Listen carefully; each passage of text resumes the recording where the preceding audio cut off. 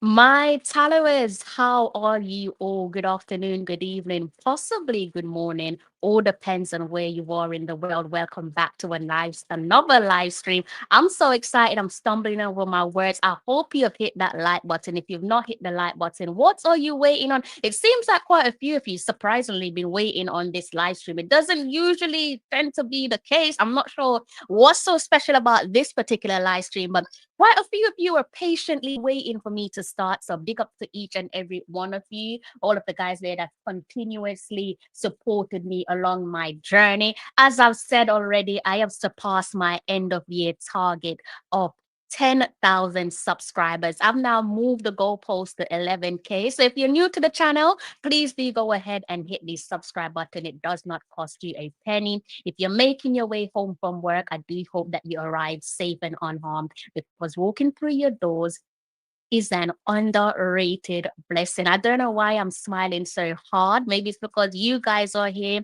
Do get comfortable with the comment section. I have good news for you guys. The headphones are back out.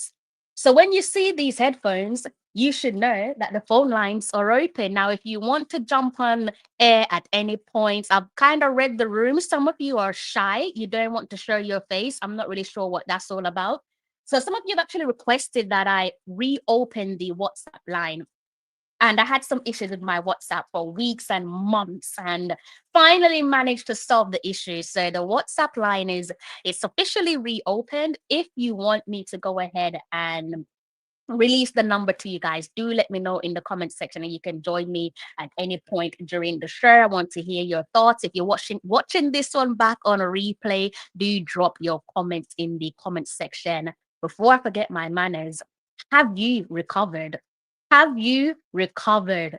It's been a tough 8 days for the Reggae Boys and their supporters after the FIFA 2026 World Cup. Automatic qualification dreams turned into a nightmare.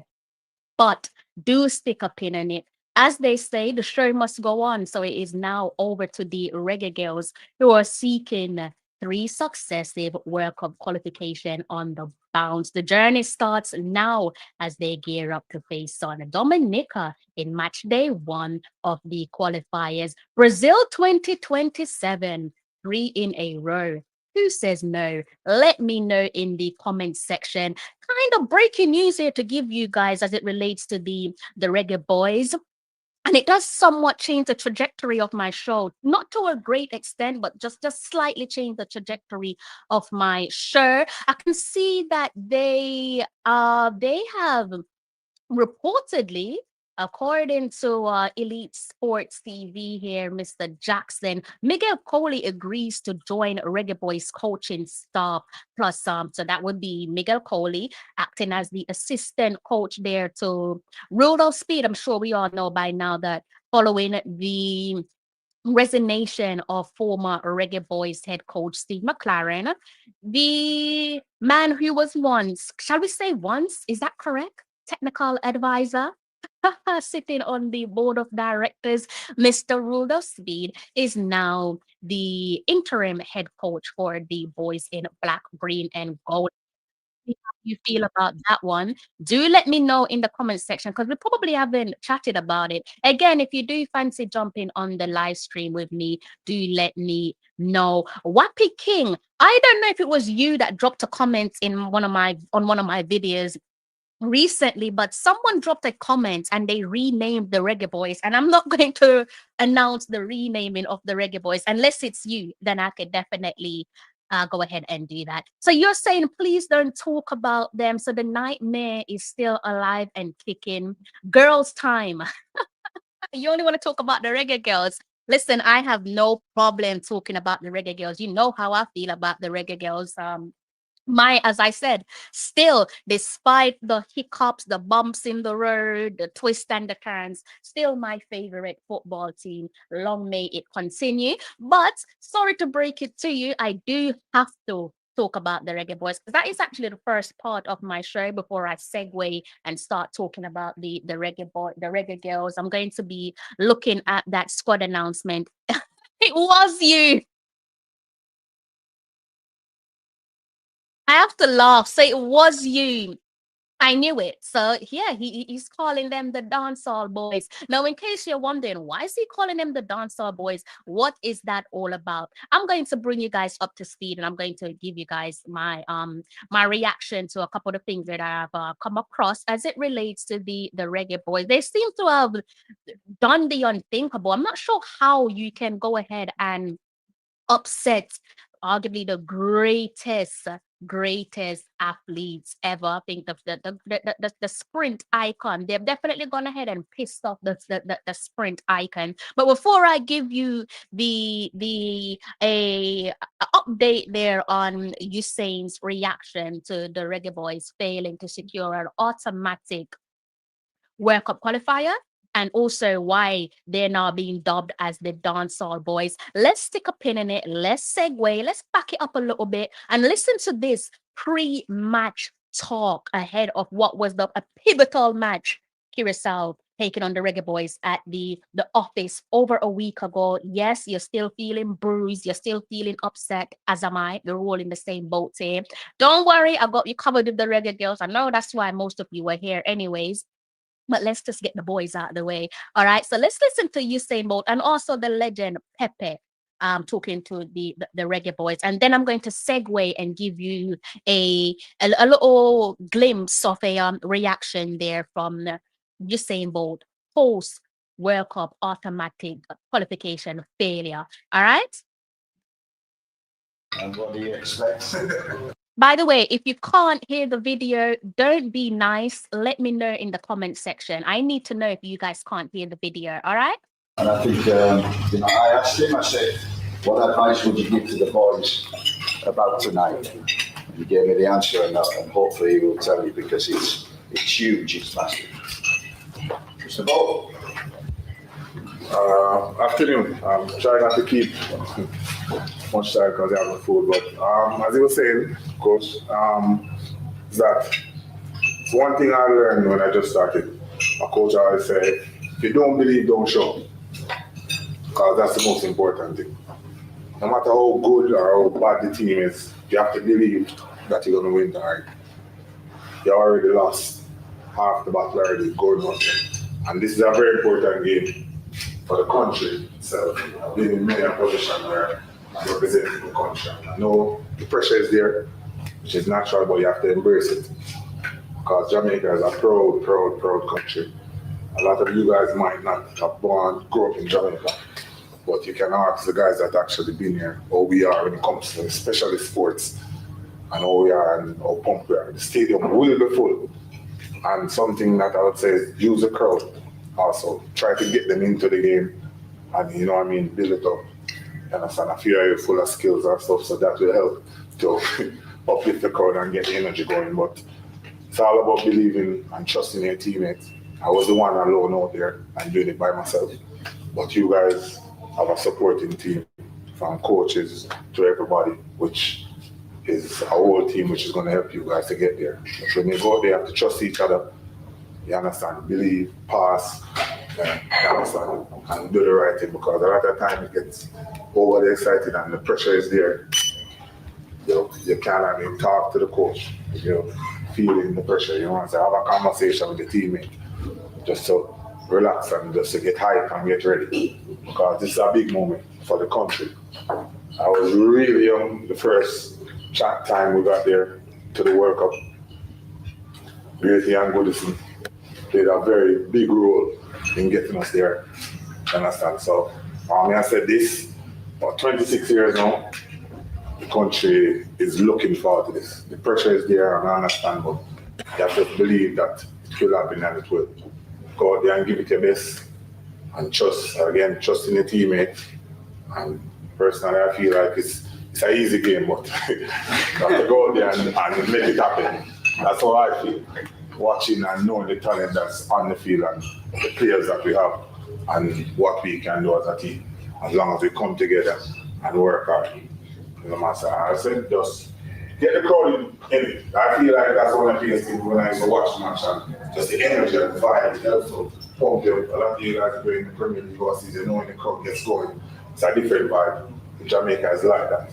As long as you give them something and really get them involved, they will support and push you on to be the best, you understand? So all the best I'll be there watching, and if we lose, then no problem. So let's get the thing right.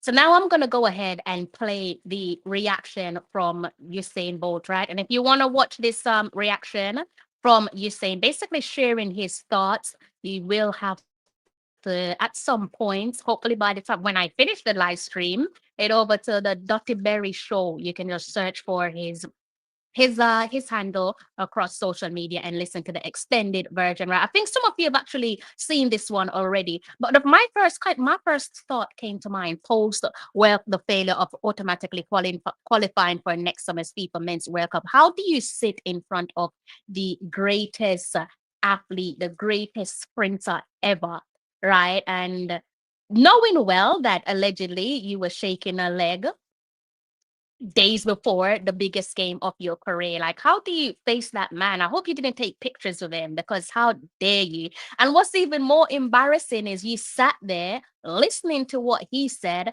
and failed to qualify for next summer's World Cup. And then on the back end of that, you had the audacity to go out there and shake a leg. Now, here's what Usain Bolt had to say. I think it's fair to say that we're all singing from the same hymn sheet. To be honest with you, we know what Jamaican sports fans are like. You disappoint them, and I don't think you're going to be getting their support again anytime soon. So let me go ahead and stick a pin in it, and you can listen to Usain Bolt. All right. What do you make of the people having an issue with them going to party afterwards, after the match? Of course, I'm one of them too. Why would you? There's no way. That means they didn't care. It didn't affect you in any way.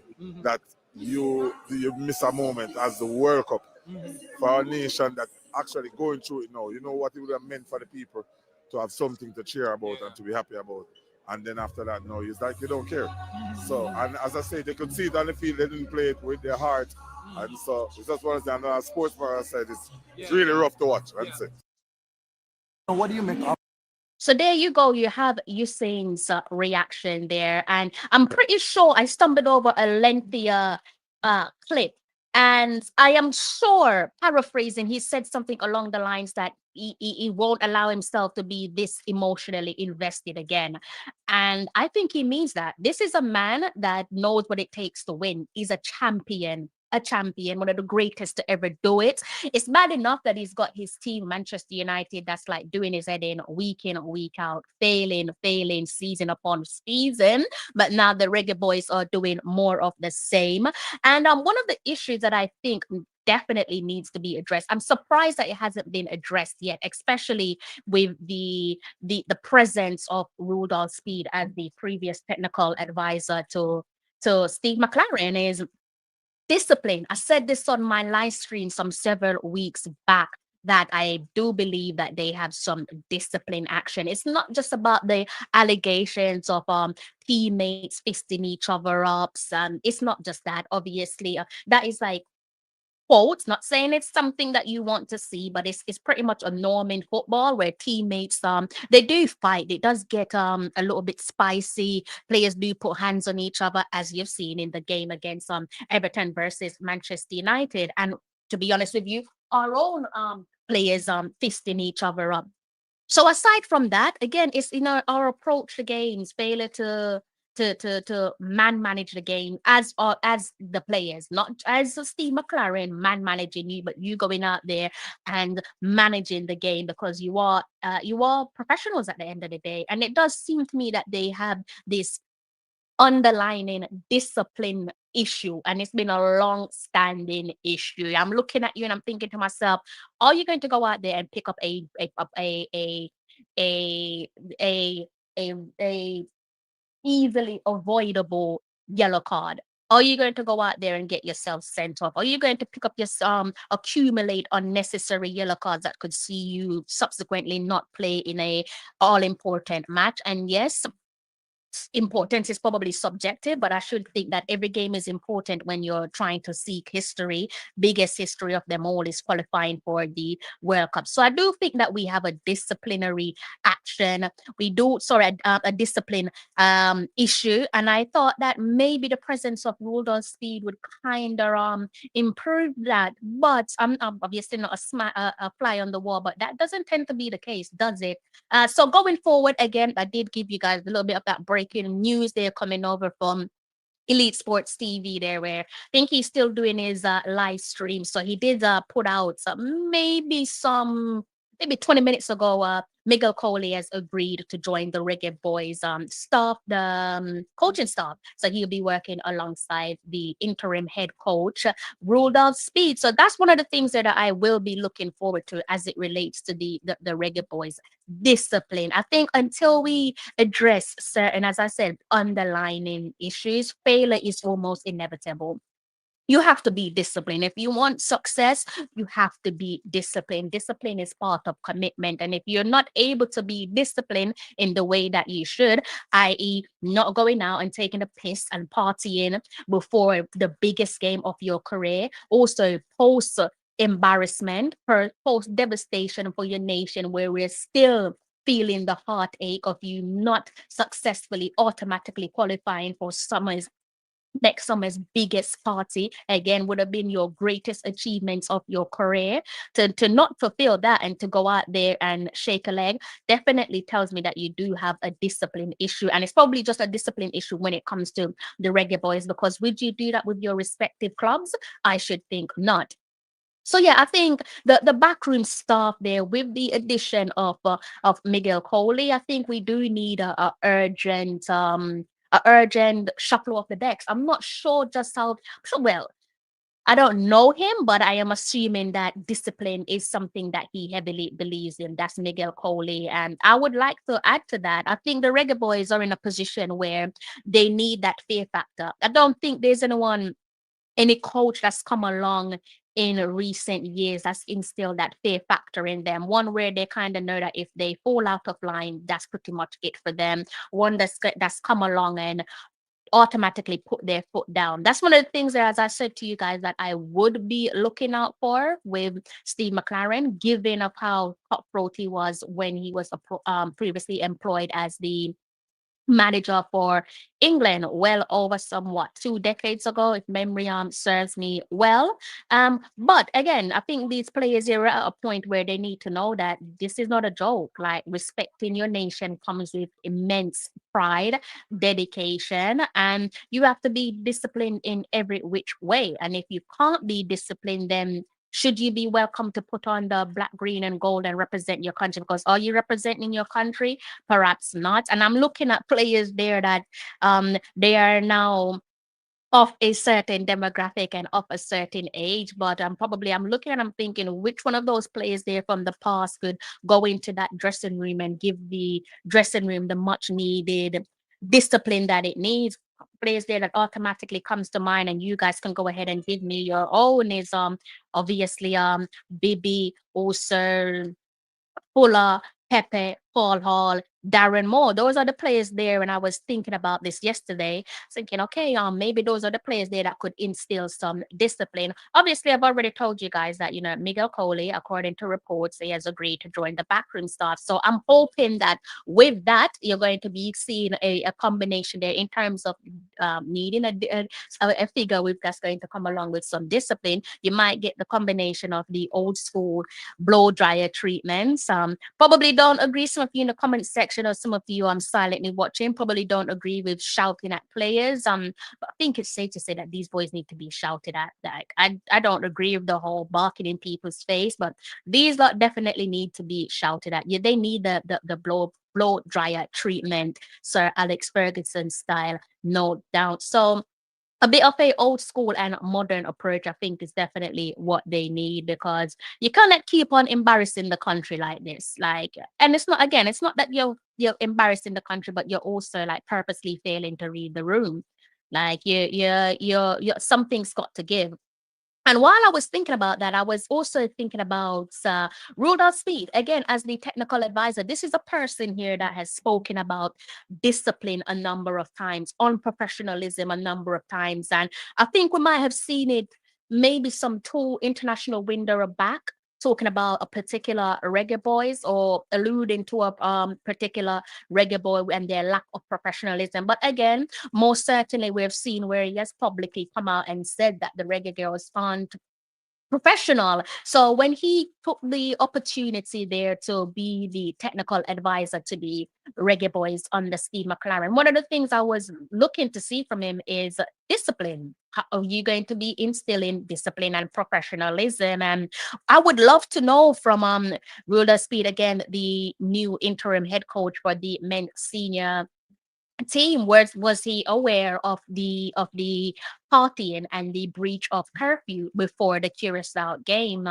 And again, did he try to put his foot down? Did he put his foot down? Was there someone there that was holding him back? Who is that person? Could it have been the president? Because the president seems to be someone who is probably, not to sound rude or anything, but the nicer of the two, the one that you're more than likely to get away with something that you shouldn't get away with the president than Rudolph Speed. Again, no disrespect in that regard. So I would love to know from him, like, did he know about the breach of curfew? Did he try to take disciplinary action? Or better yet, going forward, will he be putting his foot down? Will he be taking some form of action? Because it can't be a case of one rule for one and another rule for another. It can't be a case of we've seen disciplinary action taken against Leon Bailey and Travante Stewart. One obviously came off worse of the two, as they say. Puss and Dog don't have the same luck. Travante Stewart still hasn't made a return to the national team since then. So, and again, we've seen how Rudolph Speed feels about the Reggae Girls as it relates to their, according to him, lack of professionalism. So that's something I'm going to be looking out for as it relates to ruled out speed. I want to see, is he, I mean, it seems like he has no speed limit, as I've already touched on another live stream. But let me see what you guys are saying there in the comment section before we round up on the Reggae Boys talk. I know you guys said don't talk about them because they've pissed you guys off and you don't wish to speak about them, but they're a part of my show, so I have to talk about them before segueing into the meat of the matter. Main focus on tonight's show is obviously the Reggae Girls. I see what you guys are saying. If the work of qualification, Melissa, you're saying can't motivate the dancehall boys, then nothing will. I agree with you. The dancehall boys, I think it definitely fits them. It's just a shame that other players have to be part of that. Or maybe, no, no. I think the dancehall boys only applies to certain players. It doesn't apply to every single reggae boy, right? I think we're singing from the same hymn sheet with that one. So Owen, I think Owen is talking about the video there that I played. Again, that clip there belongs to the Dr. Berry show, where this thing basically is speaking on behalf of an entire nation, both in Jamaica and across the diaspora, just echoing our disappointment. And are you guys in the comment section going to emotionally invest your time into the Reggae Boys again? I'll allow you guys to answer that one. I can't answer that one for you. He was asked about the playoffs. He said he will watch but not be invested. Yeah, I get where it's coming from, but maybe, because football is something that uplifts all of us, doesn't it? It's something that makes us all feel happy. It's as I said, it's therapy, it's escapism. So perhaps when March comes around the corner, he probably will say something different, or perhaps not, because he's a winner and winners want to be inspired by those who win. Until certain issues are fixed, then the results will be the same, unfortunately. And BM, yes, I agree with you. That's why I said one of the underlying issues there that I think is preventing the men's senior team from reaching success is their lack of discipline. They lack discipline big time. Did you know Miguel wanted the job years ago before they hired Hal Grimston? Why wasn't he given the chance then? So why they want him now to help clean up the mess the previous two coaches left? I think I heard whispers about that, right? I heard some whispers around about that, round about the time, as you said, of the appointments of previous head coach Jaime Hal Grimson. Very late analysis on the Reggae Girls. Yeah, I was going to give you guys a live stream yesterday. I planned to do my live stream yesterday and something happened and it really, really just kind of just threw me off guard, completely threw me off guard. But instead, I chose to do a pre-recording. I did a pre-recording with the Carter Media House instead, because I just had to deal with some personal stuff that really, really just rattled my head, and that's the reason why I'm kind of looking over my shoulder. I don't know if you guys have noticed that. Um, I basically had someone. One of my neighbors, there was a burglary with one of my neighbors. One was successful and the other was unsuccessful. So it's got me on edge and like the police were doing like door to door knocking yesterday, so it's proper got me on edge. So that's why I didn't give you guys this live stream yesterday. The way Travante is being treated is unfair. Definitely, I agree with you. And as I said, it can't be one rule for one and the next rule for the next one, right? My emotions already begun to drain during the second half of that qualification match. I wish the boys well, but they won't be getting much of my emotional energy going forward now. The reggae girls. Wow. All right. Yeah. I mean, I don't blame you. I'm not going to be sat here telling you what to do. I'm not going to be sat here telling you to support them, because if you don't feel like they're worth your support, then who am I to tell you otherwise? Like, this thing is emotionally draining. It is so emotionally draining. We're so invested financially and emotionally. And I most certainly will not be telling you to participate in something that's going to drive your emotions. Now, so in terms of the reggae girls, how are you? I'm late. What is the topic for today? How are you? Better late than never. You're not really that late. I mean, I spoke first part of the show for the last 26 minutes talking about the Reggae Boys, talking about the Reggae Boys and Usain Bolt's reaction to the team and their failure to qualify, and Usain basically paraphrasing saying that he won't be emotionally invested in them again going forward. Obviously, a bit like you and I, he's annoyed at the fact that they went out and partied, particularly post failing to successfully qualify the nation to next summer's World Cup. And now we're going to segue and talk about the girls. Since I understand completely, I once had a neighbor suffer breaking, and it is a violation of trust. It is a violation of trust. It really has me again just watching over my shoulders, trying to listen very keenly just to make sure I don't hear any random unusual sound when it comes to the reggae girls. Mr. Vegas song Girls Time. Determine you need something next to defend it. I don't understand what you mean by that. What do you mean by that? That kind of threw me off guard. So okay, so let's go ahead and segue over to the girls. Know you guys want to talk about the reggae girls. What do you guys make of the squad announcement? By the way, if you haven't managed to look at the squad announcement, let me know what you make of the squad announcement. Saying my therapist and I said stay away from all things reggae. Now, I'm pretty sure that the reggae girls aren't included in that. If they are, then fair play. But I'm pretty sure that the reggae girls. I think I saw your comments on a previous video that I did where you was talking about your therapist telling you to stay away from Jamaica football. I'm laughing, but I my heart definitely goes out to you. So when it comes to the reggae girls, let me know again what you make of the team selection, and also let me know if you want a live watch along, whether you're watching this one back on replay or live. Let me know if you want a live watch along of the game on Saturday. I think that one's going to be played at a decent time for myself. These games usually are played at like ridiculous hours in the morning, early hours at the morning, but I think Saturday's game, think from what I could see, is going to be played at a fairly decent time for me. So if you want a live watch along of that, do let me know. No, let's try and go ahead and yes, it is this Saturday. It is going to be this Saturday. Again against Dominica.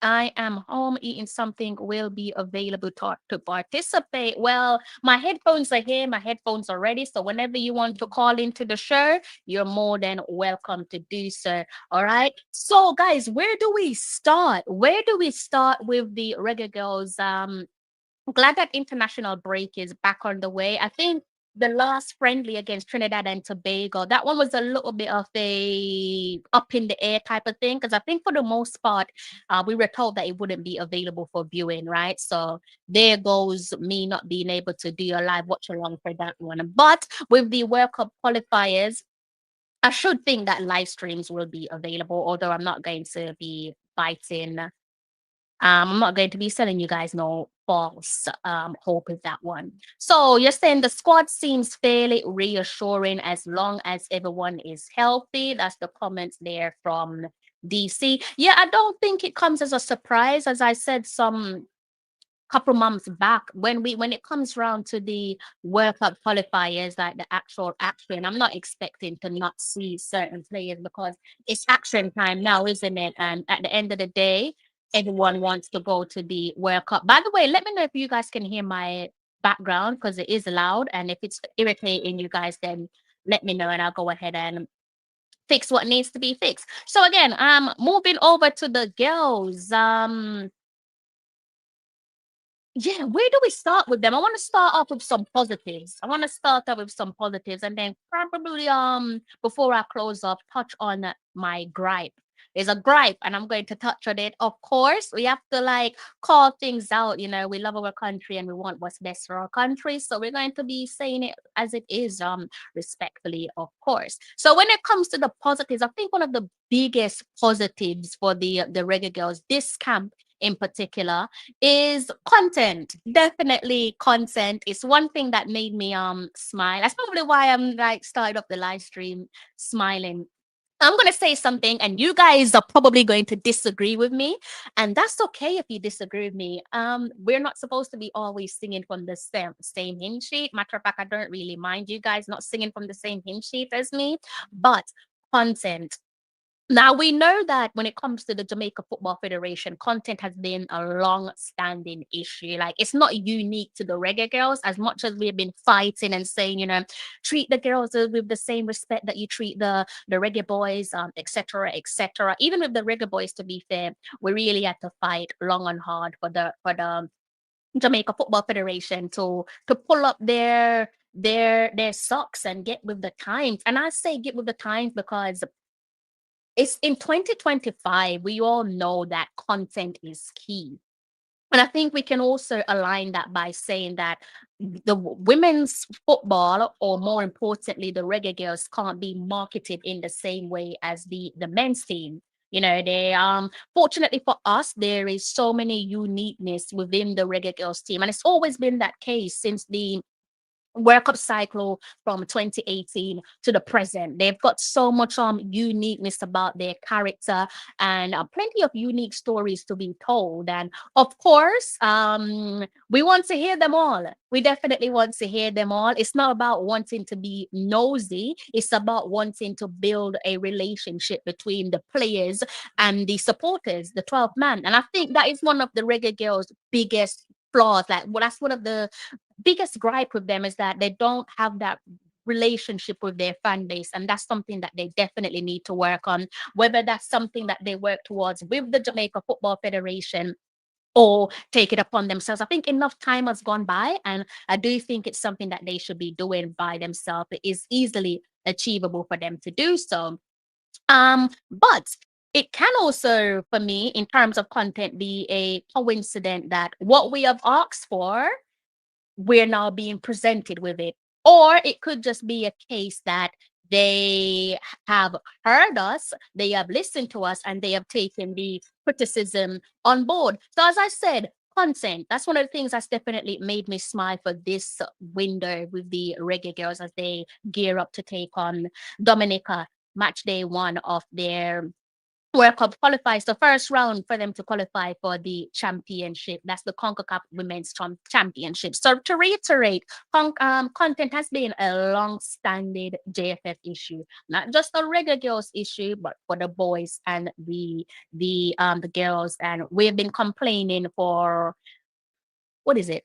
Almost a decade now, decade of complaining. And I'm sure I speak for you guys. We're all passionate here. We all love our team and we want what's best for them. And we, if anything, which is kind of weird, I sometimes feel as if the demand to have the best for the Reggae Girls is less than the demand for the boys, which I'm just like, how can that be? They should either be equally on the same wavelength, or in my opinion, the girls should be up here because we see who helps the nations to smile. And it's not the boys, it's the girls. So for me, I kind of hold the Reggae, not kind of, definitely hold the Reggae Girls to a higher standard than the Reggae Boys. So far, in terms of content, again, it could be an odd coincidence, or it could be a case of they've listened to the criticism and they've given us what we want. Either which way, I'm not complaining. I'm happy with what I'm seeing.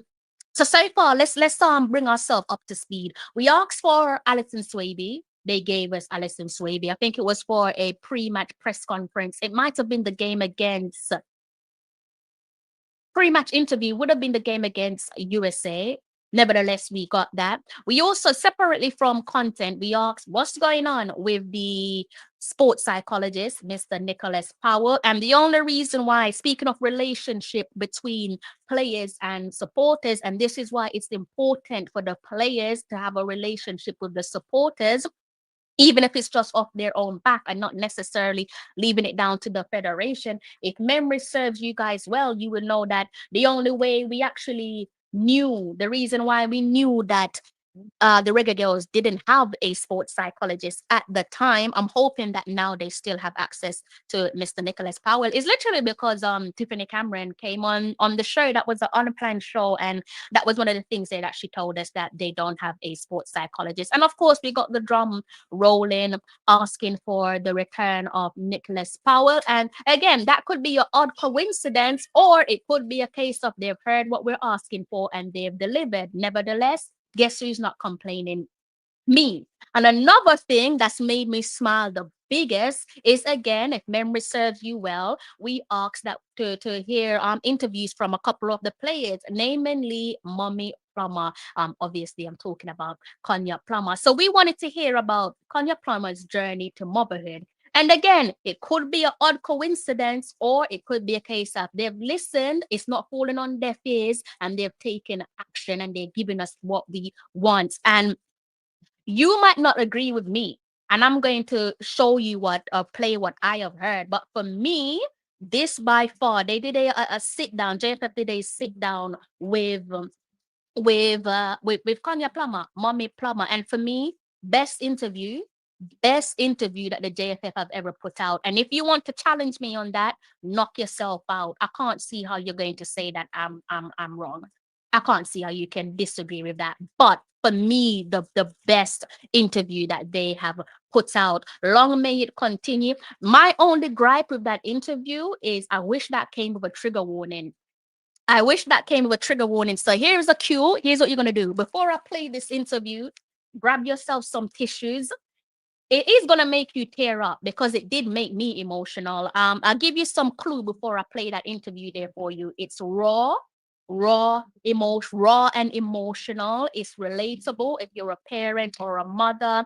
Above all, it is authentic. She did talk on a couple stuff there in relation to obviously motherhood, complacency. But I'm gonna tell you this, just like that, in my opinion, Mommy Plummer has gained more supporters just from that interview alone. If that can just do the job that it intends to do, it should gain her some more supporters. And that's why I say, like, you need to have a relationship with your fan base. It is so important for you to have relationship with your fan base and for these authentic stories to be told. So let's go ahead and listen to that interview there. I'm gonna go back and find that interview. Where is it? So you guys can go ahead and listen to that one. It would be helpful if I could just bring it up on screen for you guys. It's about, say, what's this? 10 minutes, 30 seconds long. But believe me, it's worth 10 minutes and 30 seconds. As I said, I think it's JFF's best interview, not just with a reggae girl, but just in general because of the rawness and the authenticity. All right, so let's go ahead and play this one. If you know the rules, if you can't hear it, don't be nice. Let me know in the comment section. All right.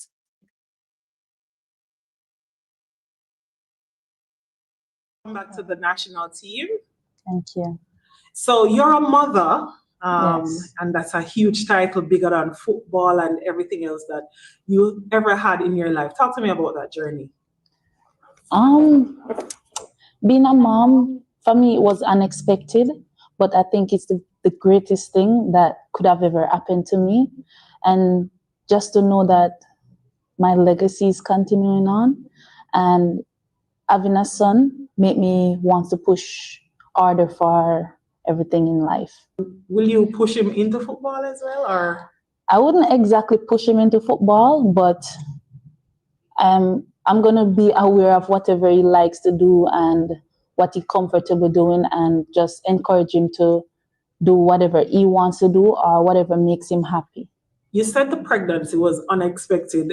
During any point, you're like, oh my God, that's the end of my career, or, you know, quitting came to mind? There's several times I wanted to quit. Finding out that I was pregnant, I know that this is an opportunity for me to go the extra mile. And there's not one time I consider like getting rid of my son. I know it was unexpected, and I think I was too young.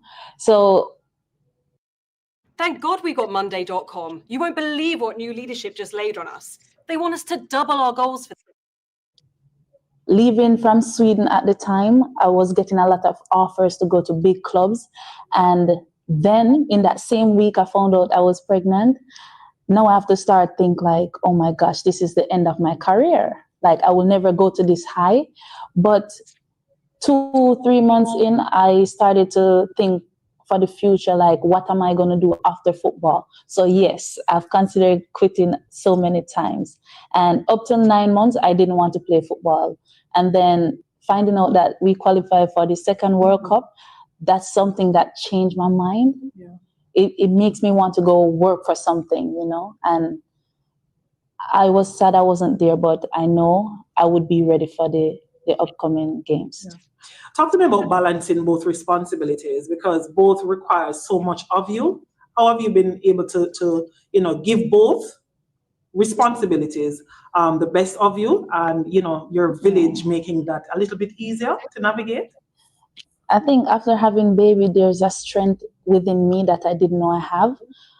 I think I can do so many things, and it is hard in my case having to be like 8 hours time difference. So my son stays with my auntie most times, just visit me. But while he's not there, I make sure. Sorry, I'm gonna get too emotional, but no. And that's fine. That's fine. Both come in one for me, and it's something I needed in this life, in this time, in this moment. When you look at everything with football and then becoming a mom, for example, Shelley and Fraser Price, I think echoed the same similar sentiments. The strength within, you know, becoming a mother to continue doing what you're doing. Now, what do you say to other young, you know, women footballers who just might be in similar situation and like, you know, panicking? I would say to young moms or young soccer players who wants to continue playing or do anything after pregnancy, it is doable. You have to just listen to your body and know what you want and push towards it. You know, remind people where you started and where you are now and how much you still love playing the sport. I started playing on the roadside like many of the Jamaican players. I started playing on the street barefoot, and I didn't have a female player to look up to. Yeah. And yes, I used to hear about Marta, but I never watched her because I didn't have those channels to watch women football. But I was playing with boys, and playing is something that maybe give me this anger inside to go and want more as well. So I can't like say it's bad, because it made me stronger, faster. And every day I wake up, I want to prove And I know the boys are naturally stronger and faster, but it forced me to get better every step of the way. It brought out the competitive spirit. Yes, Yeah. yes. You said you didn't have much women footballers, in Jamaica, especially to look forward to or look up to. No, we have so many women footballers, playing, and our young girls looking on. How does that make you feel? Honestly, it makes me happy. And it's not just soccer players to look up to. It's like we have achieved so much with the Jamaica program. We have achieved so much. And for me, it was hard for me to vision it.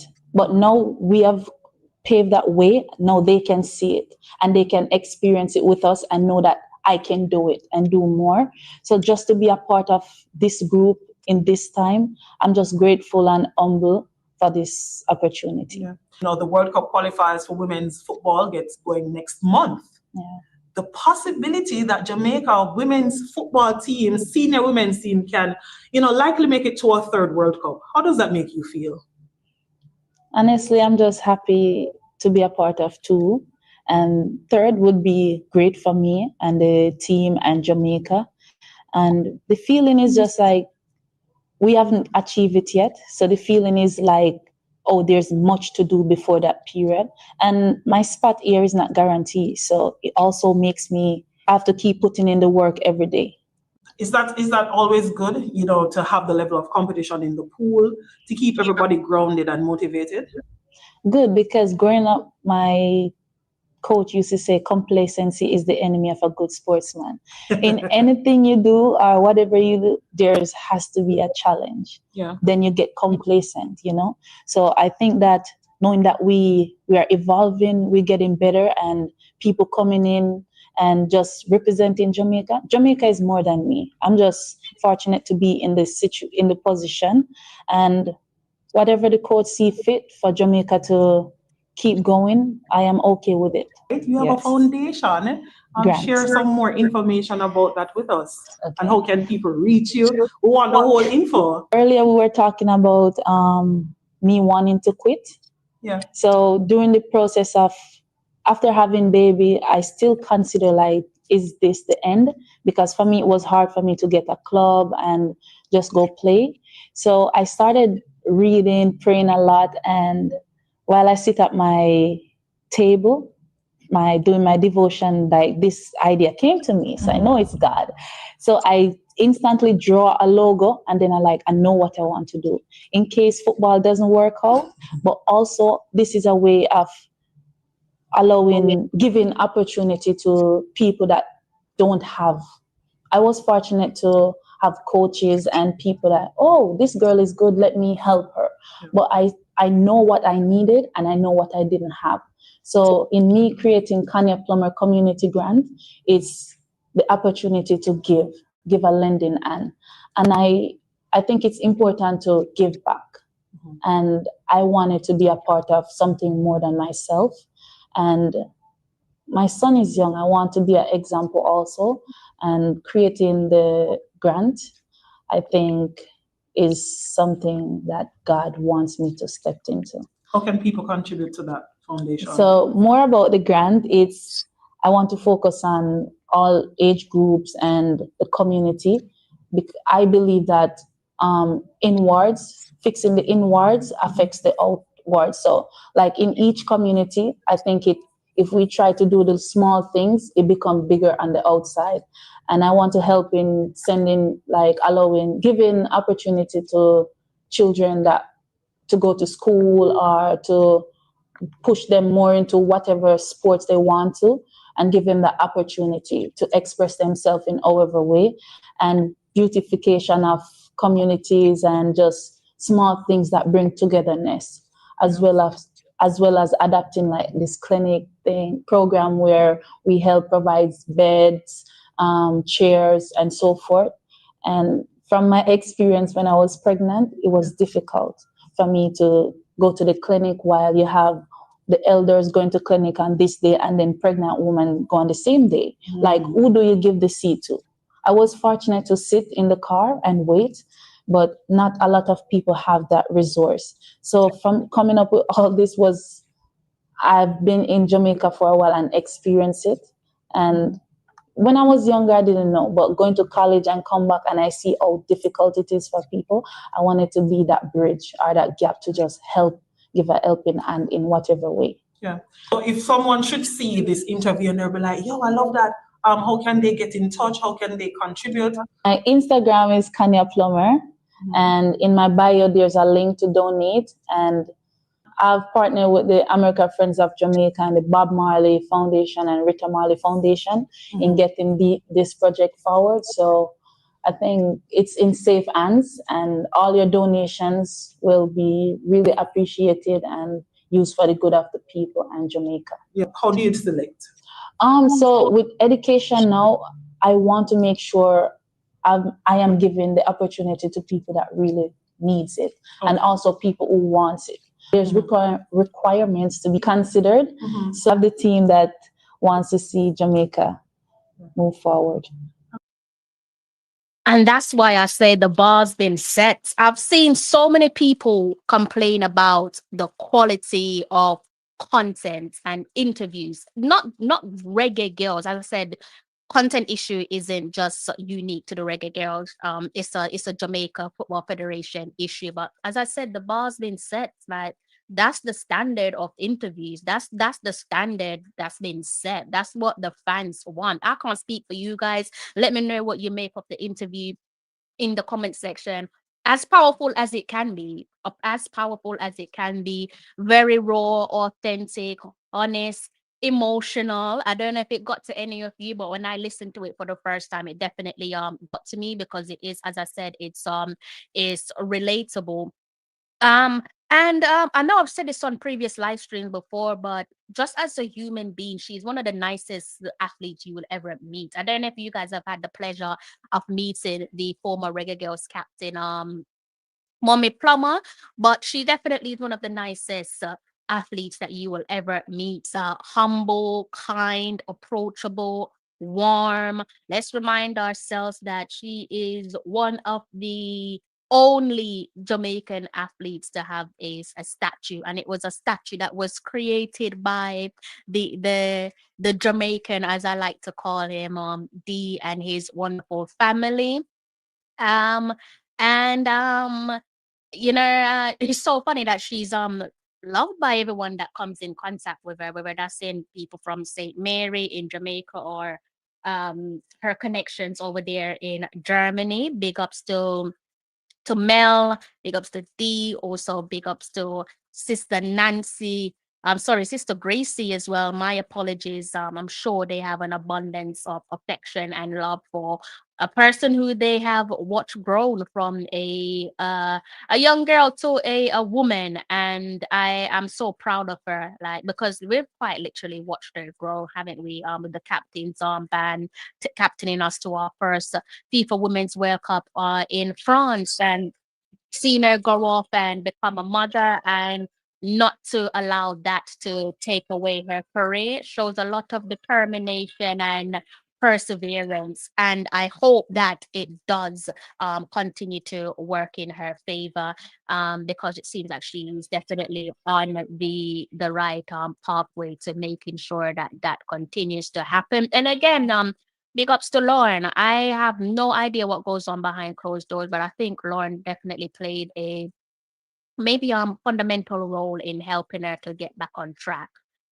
Taking her to the World Cup and so on. I think when you become a mom, you definitely, I don't know about the boys, our lives are different. And that's not to say that we live a tougher life than you guys. That's not the point that I'm trying to make, but definitely a lot changes when you become a mom. So it does help when you have a village. So definitely happy to see and hear that her career there is headed in the right direction. Long may it continues.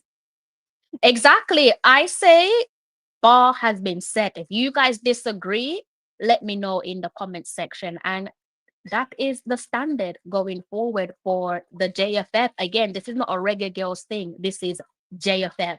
That's the standard going forward. All right, so we're going to continue with the rest of the show. I've been talking to you guys for almost 1 hour, so we're going to continue with the rest of the show. I'm pretty sure you guys have seen the squad announcement, right? Because I even uploaded the squad announcement You're right on cue. BM says, are you confident in the current coaching staff? That's a real good question here. Now, where do we start? I guess we could maybe stick a pin in it. Big ups to you, Kanya, but it's time to take you off my screen reluctantly.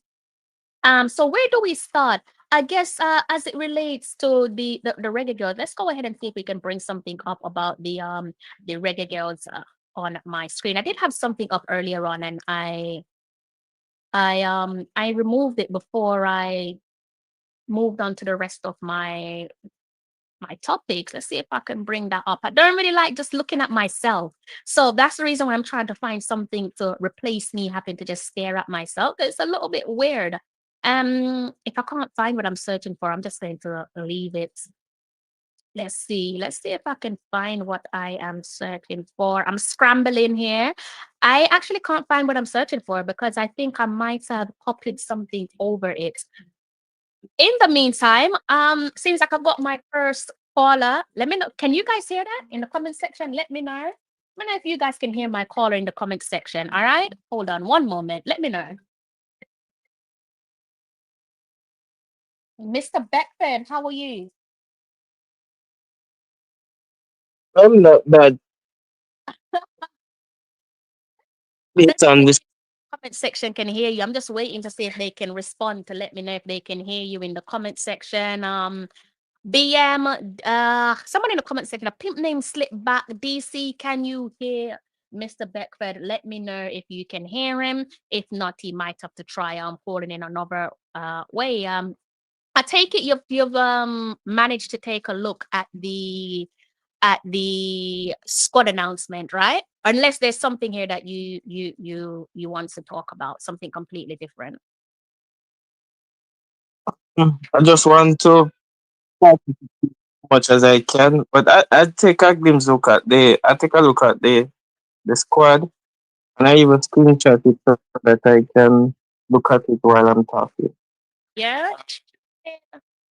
So thank God. I am so proud of myself because I've not done a calling in a good few years, but the guys can hear in the comment section. So please continue.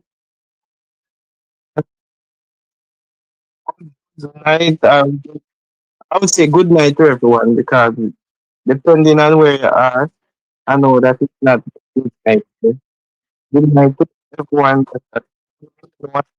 Thank you for coming, because yeah, I've done a fantastic job ever since I started this program. So I didn't get it officially, so congrats to the center. Going to start now. Thank you. I'm surprised it's just at 10. I thought it would be far more than that. A little person driving. The guys in the comment section are saying that your connection is dropping. So I think you might have to just fix your connection if you can. Um, I'm inside, so we should go outside. It's not so noisy at the outside now. So Yeah, they're saying that the connection is just dropping in and out. we're not outside. Controlling with um we have to share this space with them. Oh, you might have to just okay, hang up and I'm going to call you back, all right? Because they're saying that, or maybe try seeing if you could, I don't know, turn your phone off and then turn it back on and then give me another call because the guys are saying that it's dropping in and out. Okay? So no, it's No, because I can't hear you my end. Maybe you might have to just do a little restart and then try phoning in again. I'm gonna hang up and call back then. Um All right, if that don't work, I'll drop the link to the studio in the comment section as well, okay? okay. All right. All right, guys. So, yeah, if you want to try your luck with phoning in, do let me know in the comment section. Obviously, Mr. Beckford he's had the phone in number for a very long time, so he doesn't really need me giving it back to him again. He already knows the number. So, before I lose train of thought, I did say let's segue and talk about the women's team. I was going to bring something up on screen, but I then decided to pick the phone up and listen to what Mr. Beckford has to say. And in the meantime, I think what I'm going to do is just go ahead and bring something up there on screen before talking about the meat of the matter, which is obviously the Reggae Girls. I know that's why most of you are here in the comment section, right? I'm not going to fool myself on that. So I'm sure you guys must have seen the team announcement already. Pretty sure you guys have seen this team announcement. I do like this comment in the comment section. In the meantime, let me just go ahead and drop a link to the live stream because that's probably better for some of you who aren't able to put it into the show. So there's the link to the studio as well at the bottom, right? So I've got a comment here that I want to bring up because I think it's pretty much bang on, it's right on cue with my the direction of my live stream. But before we get into all of that, let's go ahead and try to like bring ourselves up to speed. One of the things that really made me laugh putting together tonight's notes for the show was just looking at the competition and thinking, what do you guys make? I know we discussed this on some live streams several months back pertaining to the format of the CONCACAF Women's World Cup qualifiers. Of course, we all know by now that 29 countries, excluding the two top ranked teams, so that be the United States. They're the ones that's won the World Cup the most, which I kind of feel is a little bit funny, given that they're the ones that call it soccer instead of football. Yes, that is a bribe. So the USA with the most titles to their name, both them and Canada. They won't be participating in the first round. They've got their tickets secured to the final round. Let me know if you guys think that's fair. I know one of my subscribers absolutely despise that that is a thing, and I think I have to side with him because I'm thinking, what do you guys make of that? Do you think that the format somehow waters down the seriousness of CONCACAF football? Look, I take CONCACAF football serious, as does you guys there in the comment section. But unless you're the we've seen over the recent years, unless you're the USA or unless you're Canada, obviously Jamaica, the Reggae Girls have earned their stripes, and as has Haiti, there's also joined the party and they've earned their stripes. Countries outside of that region, they don't take us serious. Once upon a time they didn't. As I said, we had to work for that. And I think format as such, where you've got yourself an easy road to the final round, the round that matters the most, simply because you're the top two ranked teams in CONCACAF. I'm not on board with that, but I'm perhaps only saying so because it doesn't benefit me. But I would like to see them come out and play. I would love to see the USA and Canada come out and play, like get in the dogfight from early doors, earn your stripes. I can't see how you've earned your stripe by getting tickets to the actual championship itself. Of course, we're now getting ready to compete in the qualifiers of said championships, right? Mr. Beckford, I'll be with you in a second. I just had the a second attempt there from Mr. Beckford. So to bring us all on the same page, as I said, 29 countries, excluding the two top ranked teams there, Canada and the USA respectively. They will be at the closing of the CONCACAF women's qualifiers. The six group winners will join USA and Canada in next year's CONCACAF Women's Championship. And to remind you all, this does serve as a the qualifier for the FIFA 2027 Women's World Cup taking place in Brazil. Also serves as the qualifier there for the 2028 LA Summer Olympic Games. Let me know if you guys have your eyes on the prize there for either Brazil 2027 or LA Summer Olympics. God willing, we will go out there and do what we failed to do last time round. Love to see the girls participate at a at a Olympics, and we definitely have it in our arsenal to do so. And to reiterate, go over a few of our teams there. Of course, we've got Guyana, Nicaragua, Dominica, and Antigua and Barbuda. I'm not going to get into this whole soup group conversation. I think someone asked me that whether it might have been the Ecuador, and that's kind of like the thing. I know it's a bit tongue in cheek type of thing, but that's kind of the thing with our community. So I'm not going to get into the whole soap group. I think we will qualify. I'm not worried about us qualifying for the championship. I'm just more concerned about a few other things which I will be getting into. So let's just go ahead and see if we can hear Mr. Beckford. Yes, sir. Can you hear me? Hearing you loud and clear. Loud and clear. I don't know if you're hearing me the same. Okay, I'll continue to speak. I'll let you know how you sound. And you guys in the comment section, let me know if you can hear Mr. Beckford as well. Okay, yes. Yes, about the team, or what's your reason for calling in? Mine reason is plenty still. I want to talk not just about the team, but I want to talk about other things. So starting off with the team, I look at the squad and honestly, this squad is not bad at all. It's a mix of experience and I wouldn't say new or debutants, but some persons are more experienced than some, which is a good balance for any team. And there are persons there that have been to both World Cup. So with that experience under their belt, I think that the team should have a level of confidence going into this one, knowing that we can qualify.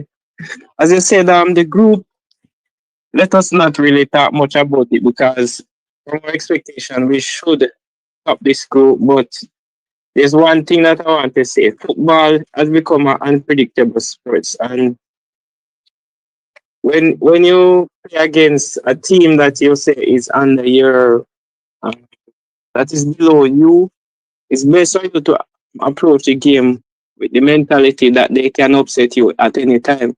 So I don't want any of these teams to be taken lightly because no one knows fully how much another team is improving because a lot of these improvements are done behind closed door and they just come at you. So I just hope that the girls go in with confidence and don't take anything for granted because teams are improving around us.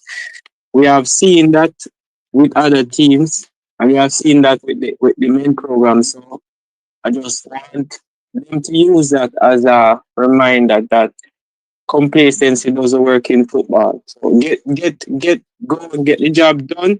And when that happens, you move on to the next phase. So because honestly, we would be very much happy if the girls done it again. I know that probably they will declare some holiday after because 3 times in a row that is significant. And that's the aim going forward. And I hope that's the same aim and the same mission everybody is on. The team, the staff, everyone that is involved in this program. So but it starts with not only the players, the coach. They should instill confidence, they should instill better expectation because I've heard coach say that this and that their main aim wasn't to win or to do this and to that. There's no way you have a football program or a team. Your aim should be to win all the time or to even perform above expectations. So I expect the girls to do well and history will prove it. So yes, that is my take on the squad. It sounds like you said you've got a lot to say, right? I don't mind, by the way. I just want to make sure that's what you said, correct? Yes, I have a lot to say, but I will just inject from time to time. Okay, So perfect. I will. Give my few tools I'm and not, then follow you. I'm not trying to get rid of you. That I just wanted to make sure I heard correctly. All right. So what I'm going to need you to do, I'm taking your point on board. I'm thinking about it, but I'm also going to be, you know how the show go, just going on with the show, and you can interject where you see best. In the meantime, though, I need you to just mute your background so that I can go ahead and play a clip from the announcement of the squad announcement. So I want to go ahead and play the press conference for the squad announcement. There was a question there that I think was the one of the key questions, or maybe the key question, the biggest question there from the press conference. All right, so let me go ahead. I'm just gonna need you to just mute your background for me, please, Mr. Bedford. All right, let's turn this down. So you guys shouldn't be able to hear him right now, right? So I'm going to, when I think he's speaking, I will turn it back up. So let's go ahead and listen to the press conference. I see some of you in the comment section. You asked a few questions there. Are you confident in the current coaching staff? I think that's a great question. I'm going to leave that question on screen because I'm going to address it. But I think what I should be doing, I should say what I will be doing is looking at the positives before I segue into the gripe, because I think there's a bit of gripe there with this Reggae Girlz team. All right. So let's go ahead and play just a little snippet there from the press conference. This question here was from Karen Madden. I do like the question, so I'm going to go ahead and play that one for you guys. And I think we're probably all on the same hymn sheet with this one, right? If you can't hear it, do let me know in the comment section. That's the only way I will know, is if you tell me whether you can hear it or not. I won't know no other way. All right. So let's go ahead and just bring that one on screen for you guys so we can sit back and watch this one together. Listen to Karen's comments, and also listen to Busby's response.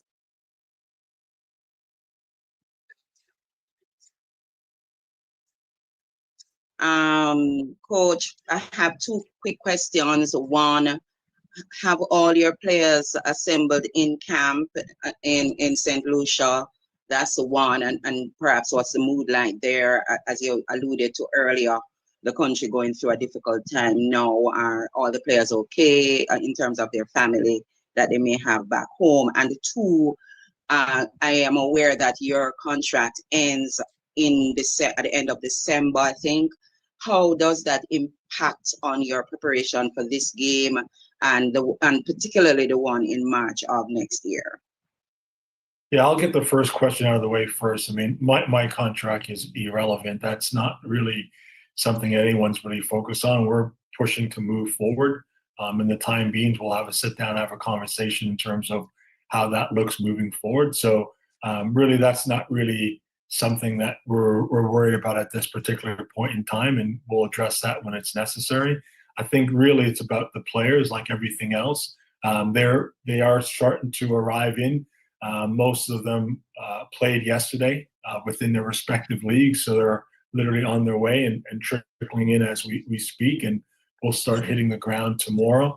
As for the mood, yeah, as you can imagine, everyone who selected, even not within this group, has been impacted some way or another. You know, whether or not they're directly on the island, or they have family directly on their island. Most of them do have relatives and family impacted one way or the other. And so, yeah, we're all going through a difficult time.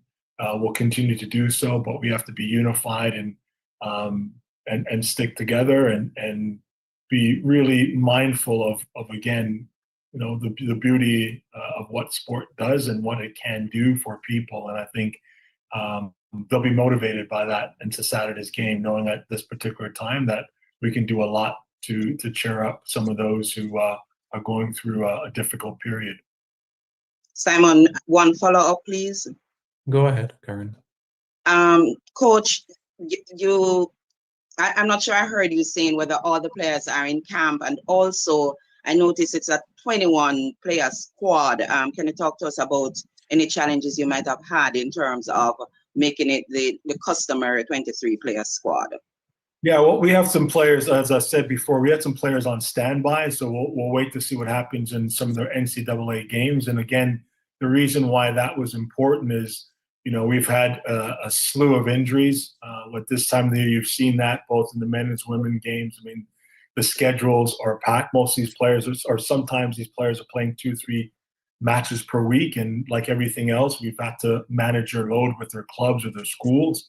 And the players who haven't been selected. It's because of the same criteria. They just have not been playing enough matches within the last 6 weeks. So we wanted to make sure in a short period of time that we had players who were playing for the most part regularly, or they're in professional or college environments where they're still in season. And so that was a big part of it. And yeah, I mean, like I said, a couple of them will be starting to come in because they played last night, but by the end of this evening and some of the afternoon, we'll have most of the squad here, bar one or two with connecting flights, and we'll be able to hit the ground running with our first training session tomorrow. Thank you.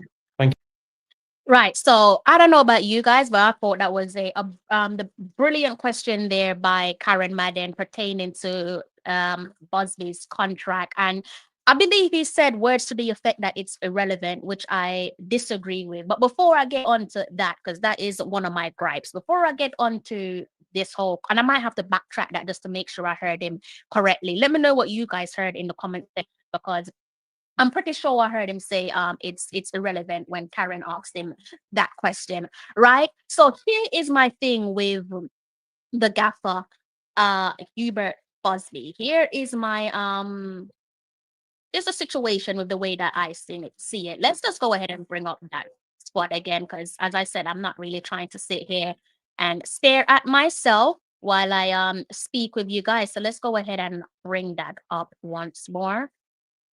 Again, I seem to be having massive amount of issues finding this picture every single time I try to bring it up. Don't ask me why that is, but it seems to be the case when I try to bring this particular picture up for you guys. But I will definitely be bringing it up because I want it on my screen.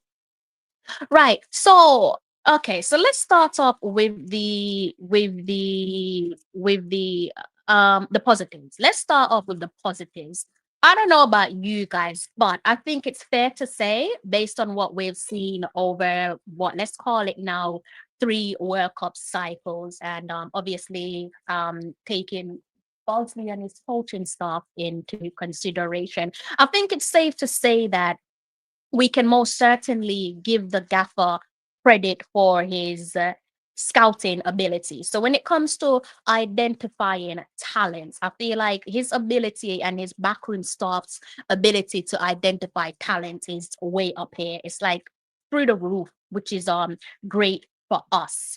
Right. And I guess one of the things there again, where I think as much as they've got the backroom stuff, I don't know what it is, Busby and his backroom stuff. Again, maybe it's just me reading it poorly, but they've got this little nonchalant approach to the 12th man. And I feel like that is then seen in the team itself. We're going to speak about that before we close up on the show, if memory serves me well. But despite the nonchalant approach there towards the 12th man, at least we can't sit here and say that they're not listening. Whether it's selectively listening to our plea, only they can answer that. Because one of the things there that we've been asking for, and they have given it to us, a bit like the bespoke content there with Mommy Plumber, is the return of Izzy Girlz, back-to-back call-ups there for Izzy Girlz, richly deserved. So again, you can go ahead and give them credit there for I think listening to our plea. Obviously, when we did the interview with Izzy, she did say quite clearly there that the gaffer and his backroom staff are aware of her and they do communicate with her. But I think a much needed push was absolutely necessary. So again, could be an odd coincidence, or it could be a case of, despite this nonchalant appearance, that they actually do care and they are actively listening. Now going back to Busby and his coaching staff and their ability to identify talent, it can't be underestimated. Good, or I should perhaps be saying excellent at identifying talent, which is it's great in multiple different ways. One of the reasons why it works in best in our interest there is because it presents us with long-term gratification. It gives us the springboard to build towards the future, and that is something there that the Reggae Boys aren't privileged of saying. They always let's not even talk about them. Let's talk about the Reggae Girls. So again, Busby and his coaching staff ability there to build towards the future, long-term gratification, setting down the foundation definitely can't be underestimated. And we know we've heard him talk about this 60 player talent pool, an abundance of quality at his disposal. And what that means, I know there's a question there pertaining to his future, but taking that into consideration, I think it's safe to say, even what we saw when he was temporarily suspended and Lon coming into the head coach position there, is that any coach that comes into the Reggae Girl setup, be it in the uh near future or distant future, near or distant future, that is, any coach that puts themselves in the driving seat, I think they're in a good position to put together a strong team. Now that obviously has to be credited to the current gaffer, and again is scouting team, whether it's going to be him leading the team to a third successive World Cup qualifiers or not, whether it's in that driving seat, that they don't need to waste time scouting players. And I think that is a massive thing to not have to worry about. Now, where my gripe is when it comes to Busby's talent ID, and maybe we see things differently. I'm gonna bring in Mr. Beckford back in a moment, just allow me to close off on my points. My issue, my one of my biggest issue with Busby and his coaching staff is their inability to align the talent with the coaching. And I think we sing from similar hymn sheet here. Like as I said, when it comes to scouting players, his ability to scout players and his coaching staff, because I don't really know who to credit, through the roof. But when it comes to aligning the talents with their with the coaching, it's not equally balanced. It's way off balance. Like the talent is up here and the coaching is like here. Matter of fact, the coaching is way like down there. Sorry, but if I saw it any other way, I would say it.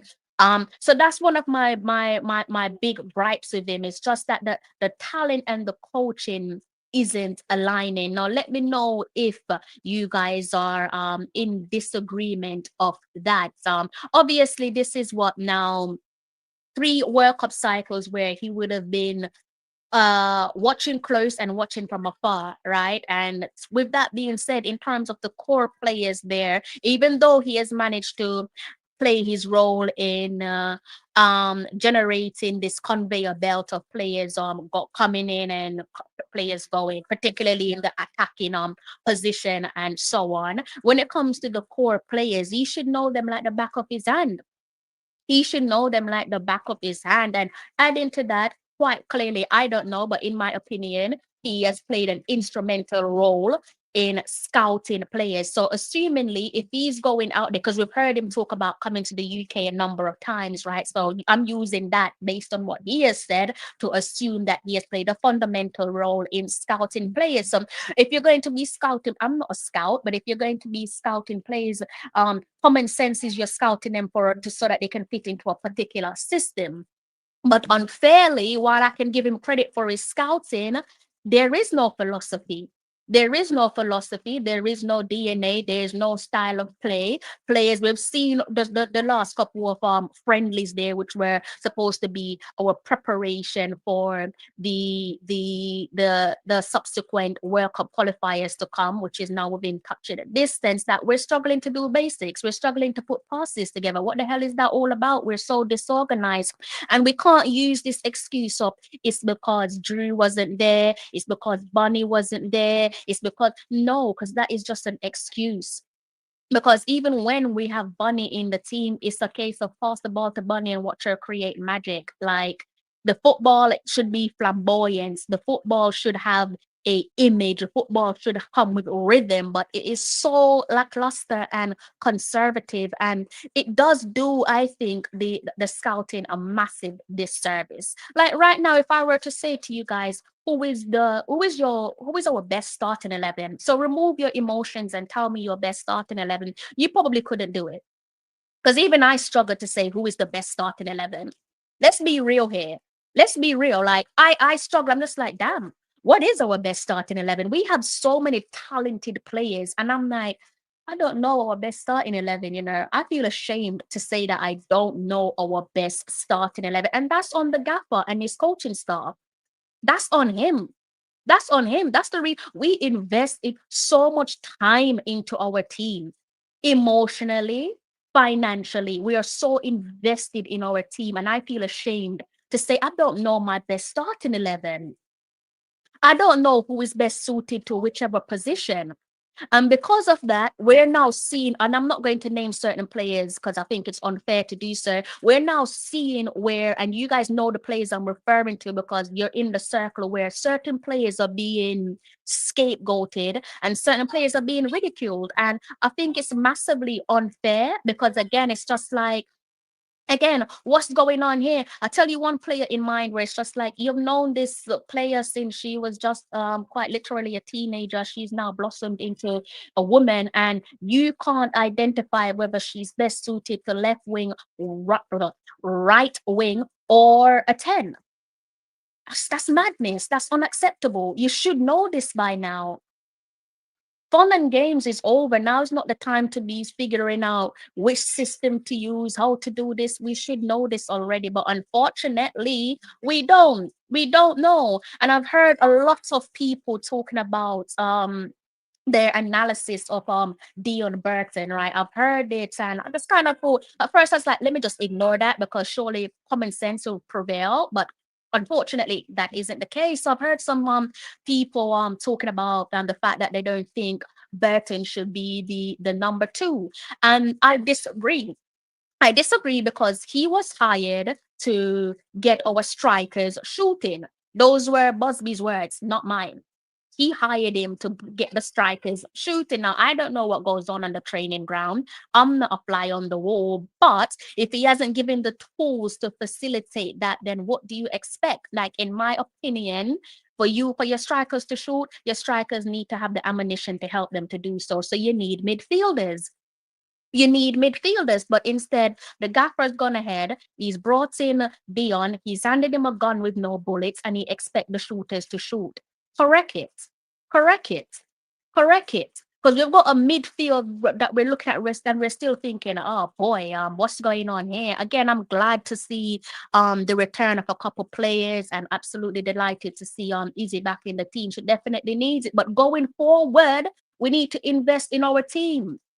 We need to sincerely invest in our team. We need to invest in our midfield. The midfield is the heartbeat of our team. We're nothing without. If we don't have a midfield, we're nothing, in my opinion. So we need to beef up the midfield. We need to beef up the centre back. You can't have too many centre backs. Look at Arsenal. Look at Arsenal. As one drop, another one born. You cannot have too many centre backs. And we need to invest in our fullback options as well. And I'm no coach, but I'm so sick and tired of seeing players play out of position. It's so disjointed. It's so lackluster. It's so unattractive. And that is one of the reasons why we don't know our best starting 11. Put aside your favorites. I don't want to know about who is your favorites. I have no concern. I don't care about who your favorites is. I want what's best for my country. I want us firing on all cylinders. But we're not doing that. We're not doing that. So again, it seems as if there's this heavy reliance on attack. And I guess it's to do with our natural DNA, right? And that's fine. Like, go out there and recruit with your attackers. But what about the rest of the field? What about your midfield? What about your midfield? What about your midfield? What about your fullbacks? What about your centre backs? And it can't just be a case of, okay, you're going to be saying, I'm going to be playing players out of position, because how long are you going to get away with that? How long are you going to get away with that? Like, on a serious level, how long can you get away with that? What's going to happen when you meet the bully down the road? What's going to happen when you meet the bully down the road, when you buck these ankle biters? What's going to happen then? This is a long-standing issue that we have had. We had the similar issue with the last World Cup cycle, where we had uh, a starting 11 that was here and there. We never had a plan B. Under Lorne, as much as we love and adore Lorne and respect Lorne, we never had a plan B. And I will die on this hill by saying, because we never had a plan B, we had all the time in the world to orchestrate a plan B. And that, for me, is the reason why we never qualified for the Summer World Cup 2024 Brazil, Paris. So these are the same issues that we had, similar issues from the last World Cup cycle that we still have now, where we're still saying, well, who is in the starting 11? Who is the plan B? I always say, what's going to happen if the Swimby sisters are unavailable? You guys must be sick and tired of me saying that, because those are the players that we are heavily reliant on. So yeah, that's my gripe. My gripe is fair play to you and your staff for your ability to identify talent. You lot get a chef's kiss. But how about aligning your talent with your coaching ability? Because right now it's like watching paint dry. It is like watching paint dry. And the only reason why I'm tuned in, I'm locked in, is because it's my team. It's my team. Mr. Beckford, I don't know if you're still on the phone, but feel free to jump in whenever you can, whenever you want to, okay? So let me see what you guys are saying there in the comment section. Let me know what you make of what I've said pertaining to pertaining to our coaching.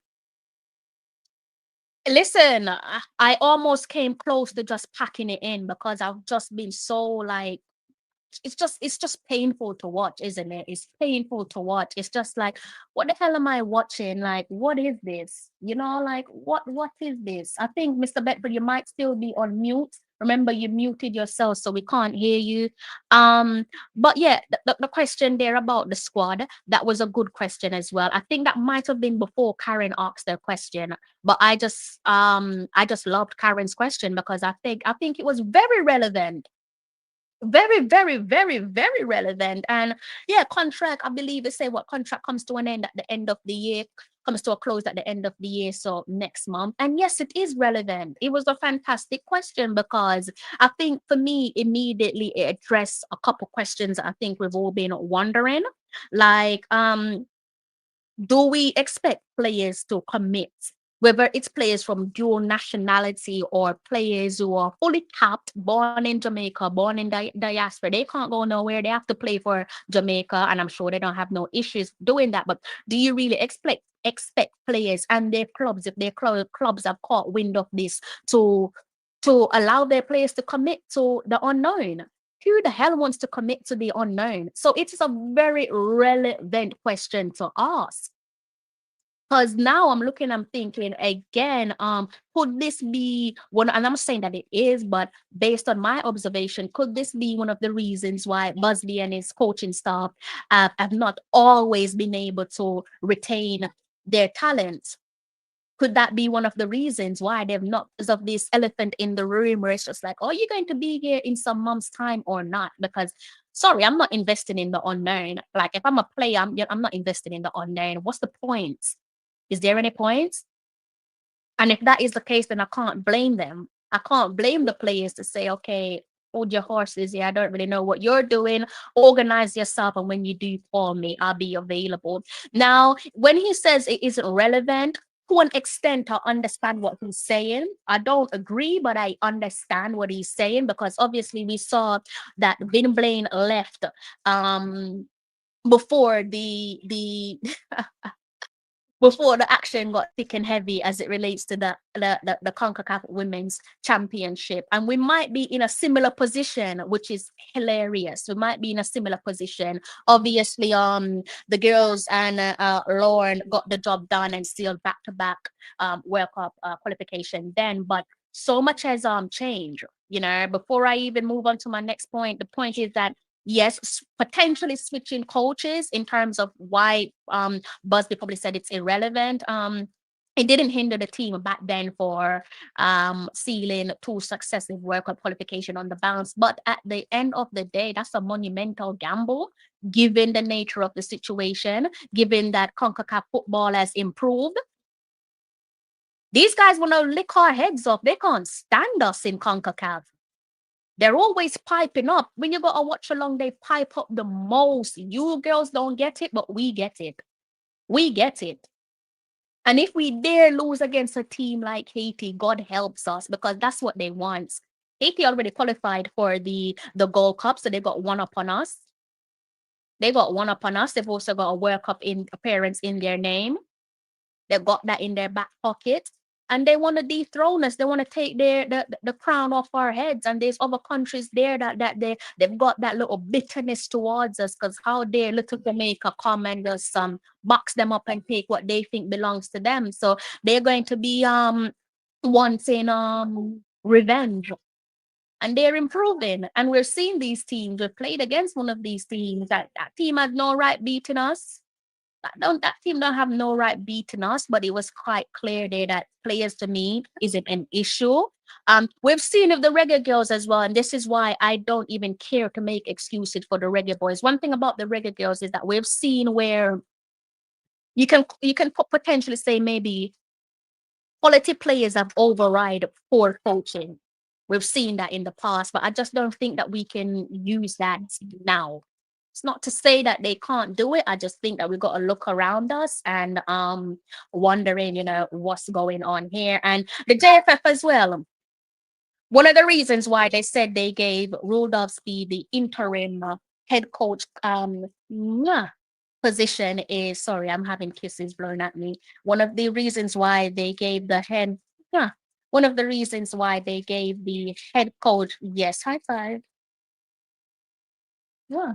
One of the reasons, sorry guys, one of the reasons there why they gave the head coach position to Rudolph Speed, quote, is because of continuity. Now, doesn't continuity apply, or should continuity apply when it comes to the Reggae Girlz? And why haven't you sorted this out already? If Busby is the man that you want to move forward with, this shouldn't be a conversation. We shouldn't be having this conversation. We should know that, yeah, that's who they're going to be moving forward with. Done and dusted. That should have been one of their highest priority. If we're all about equality here, like the Jamaica Football Federation should have had this one done and dusted. We should not be sat here talking about, is he going to be here, is he not? What a load of rubbish. What a load of rubbish. And you expect players to commit. I don't wrong them. So it's funny when you know stuff, your opinion change. Well, for me, definitely.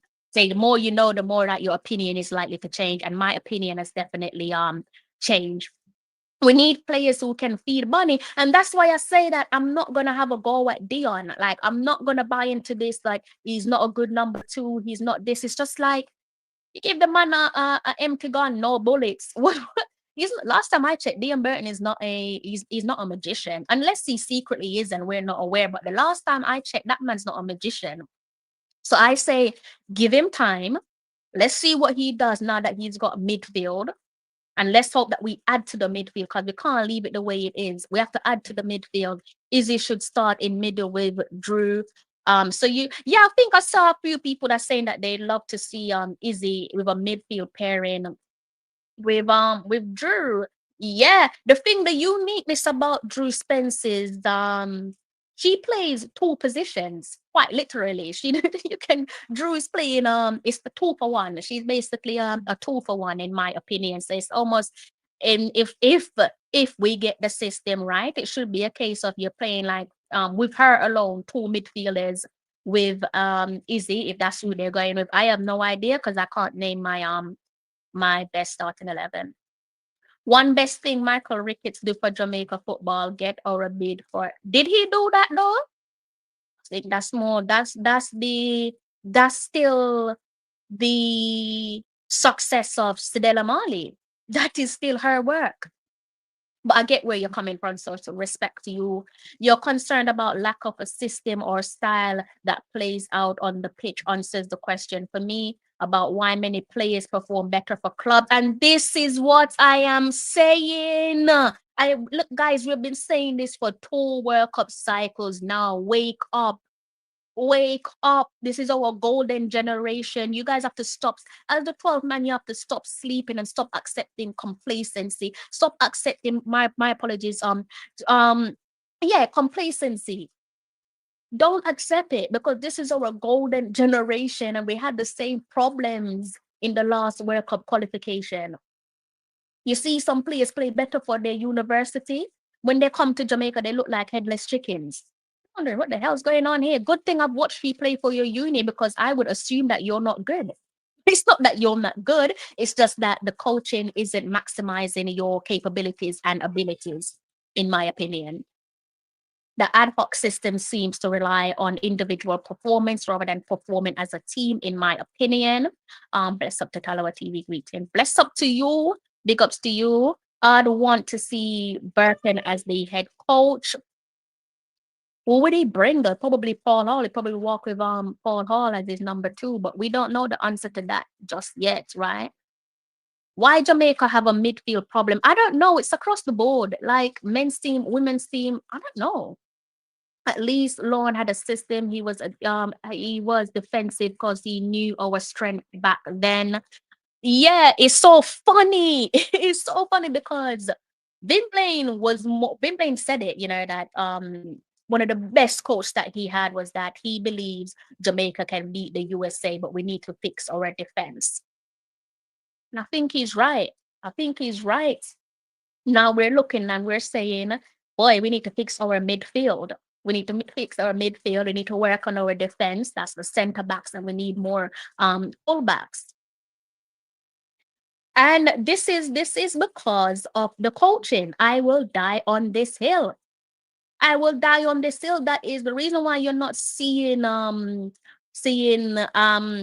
best of Jody Brown. And that was actually, I think, halfway through our qualifiers for the last World Cup. The system, you don't know where the best position is to play her. And again, it's one of the things where I beat Lauren, because you play that woman through the ground when you never needed to. You played her through the ground when you never needed to. And it's just like, when it comes to certain players in the team, you must know their best position. Jody Brown, again, once upon a time, she was awarded the CONCACAF Best Young Player of the Year award. You got to know her best position. You got to know her best position. You have to, because when I'm watching Jody play for FSU, different gravy. Granted, yeah, we saw how things panned out with Benfica, but at the end of the day, we don't know what happened behind closed doors. We don't know what happened with Benfica. It could have been something pertaining to the settlement period. Maybe she didn't settle in well. Maybe language barrier, culture. Maybe she just didn't fit into their culture, their system. But it's not because she's a bad player. Jody Brown's not a bad player. One of the best talents that we have. Speaking of talent, Jody and Buckley remind me of each other. I hope that it's so funny. How old is Jody Brown? Let me go and see how old she is. She's 23. It's so funny now that at 23 years old, she's one of the most experienced players in the team. And she now has to take, I am assuming, Buckley under her wing, because it's frightening how identical those two are. They're very identical. And yeah, so I'm hoping that she takes Buckley under her wing. I'm hoping that the captain takes Walker under her wing. Obvious reasons there. So yeah, it's very funny. So you're saying Jody is your favorite player?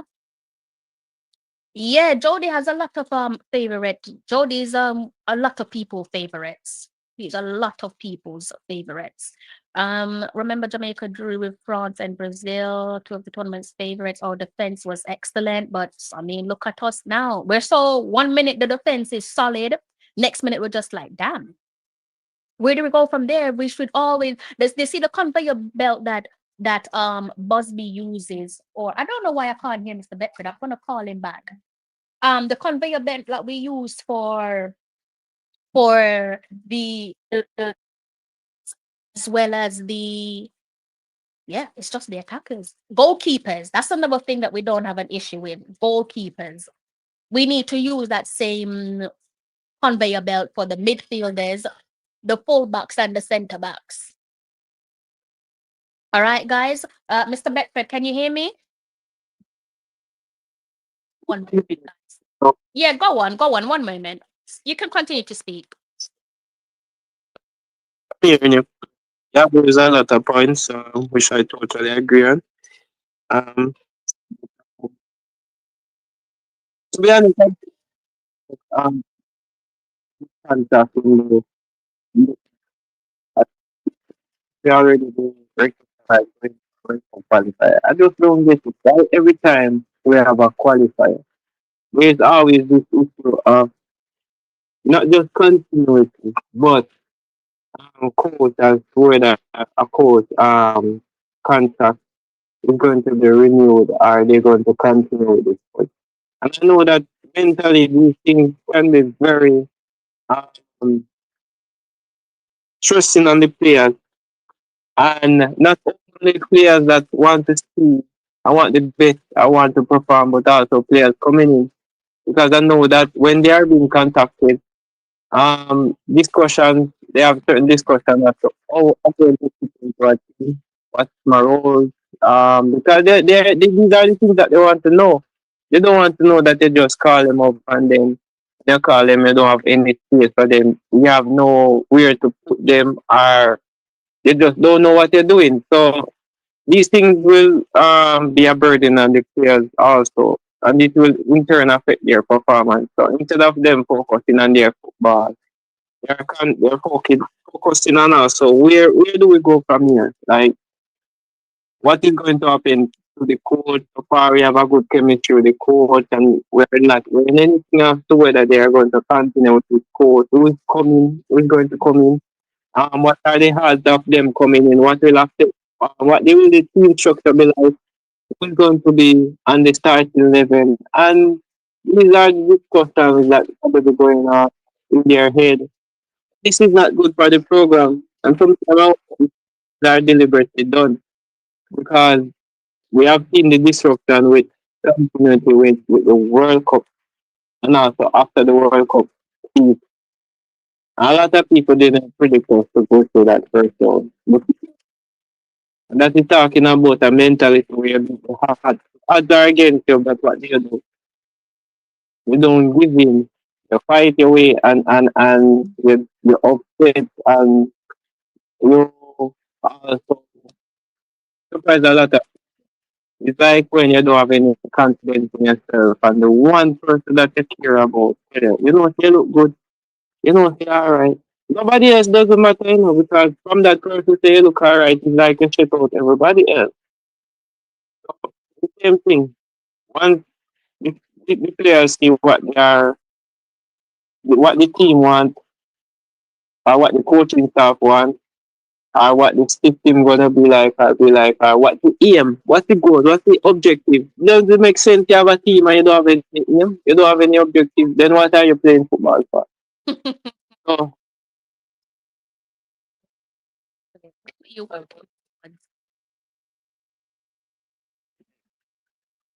like one bag of egg this and this, I don't know one. And there is why sometimes when I know that most of this is because of the lack of a system.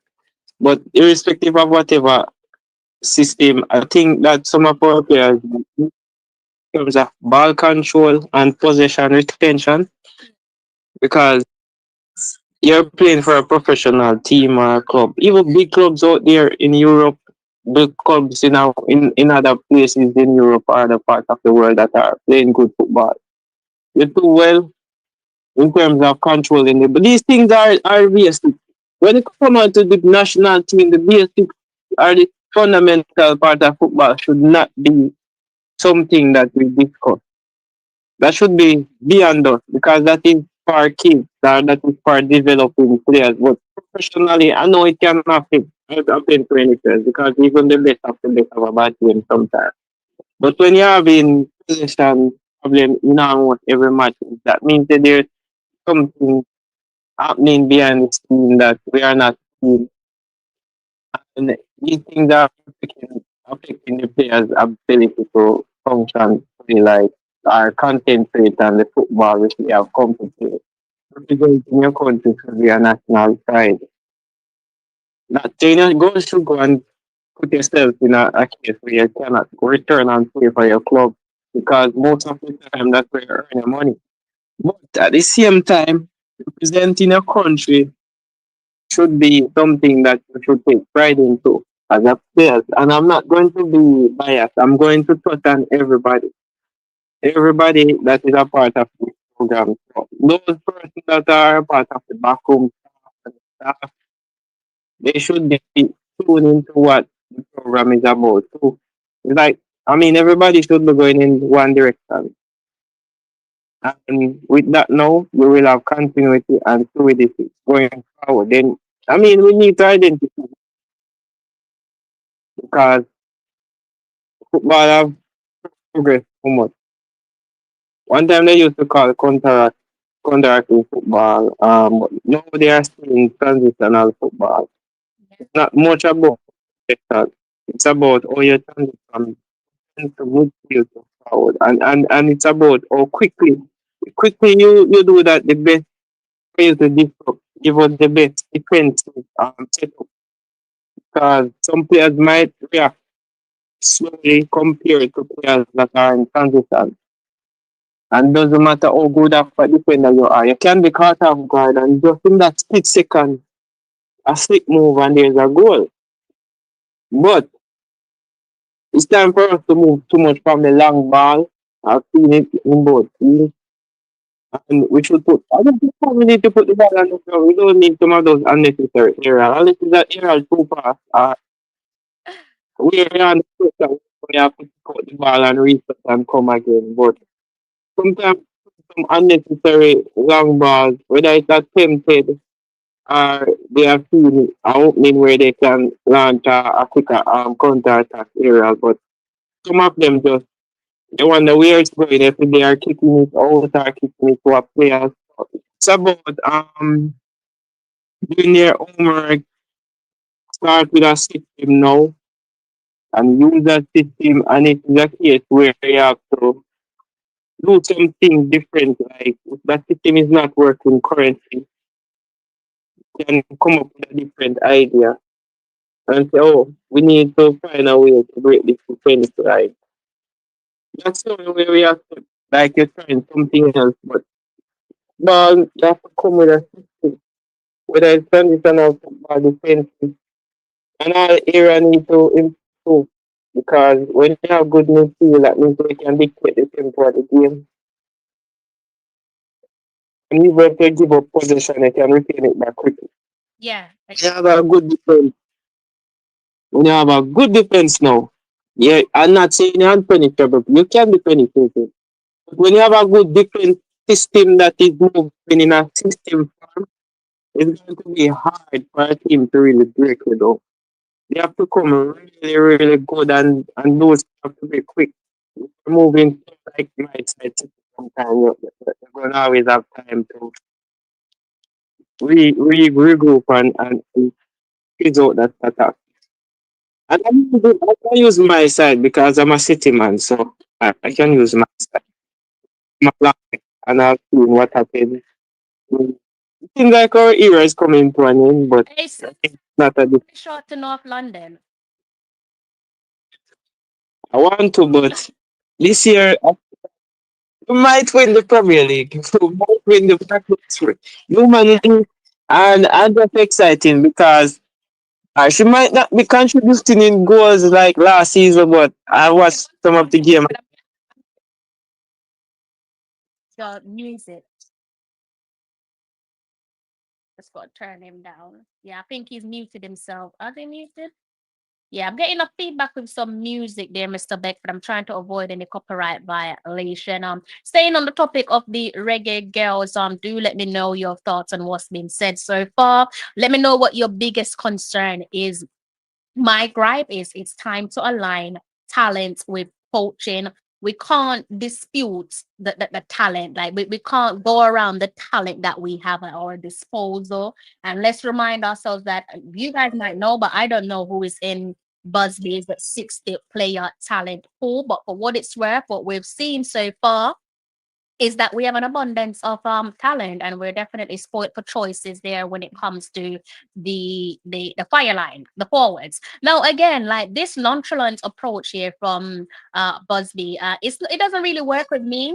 Maybe it works with you guys, but it's not really working with myself, especially when it comes to them addressing elephants in the room, because it comes across of, now this might not be something that they're doing intentional, but it's been going on for so long. Unless you live under a rock, it's like, how do you not hear the plea from the fan base? How do you not hear the concerns from the fan base? And I think that's one of the reasons why they've lost a couple of their fans, in terms of the ones who religiously tune into them. We're not talking about wagonists that come and tune into you once you've qualified for a World Cup, or once you've are just about to qualify for a World Cup. I'm talking about fans who live and breathe the Reggae Girls. There's obviously elephants in the room there that needs to address. And one of the things that Busby and the JFF, or more so the JFF, needs to address is this ongoing rumor pertaining to whether or not the gaffer can travel to the United States. Is Could that be one of the reasons why there is a delay? Because it does feel like a delay, if there is one, regarding his contract extension. That's something there that you just cannot go around, because the fans don't deserve that. The fan, irrespective of what relationship the Reggae Girls, the Reggae Girls program, and the gaffer and his coaching staff have, in terms of relationship with the Jamaica Football Federation, that has nothing to do with us. The fans have always fought for you. The fans have always advocated for the team. The fans have advocated for the program. So we deserve to know what's going on. Like, no one is asking you to tell us every last detail, but address the elephant in the room, like kill the rumors. I don't see why you guys have this cocky approach to say you're going to ignore us. How would you feel if we ignored you? Just remind yourself that you need the fans. The fans don't need you. The fans don't need the players. The players need the fans. So imagine if the fans, the 12th man, turned around and ignored you. How would that make you feel? We shouldn't have to say this. We shouldn't have to spell this out to you. You should be addressing the elephant in the room, because if not, you're being a hypocrite. You're being a hypocrite. We complain about the Jamaica Football Federation acting unprofessional, not doing things that they should be doing, especially when it comes to transparency or lack thereof. And you're turning around and doing the same thing. Yes, you, the Reggae Girls program, you're doing the same thing. And I have to separate you between you and the federation, because I feel like you're operating away from the federation. So don't be so silly. Stop being silly. Stop being childish, and give the fans them transparency, because we fought alongside you all against the Jamaica Football Federation for transparency. And we advocated for so much more, that no fan, no Reggae Girl fan should be looking and thinking, what's going on here? We don't really know. Is he going to sign a contract extension? Is he allowed to travel to the United States? Like, what's all these rumors? Why have you not addressed it?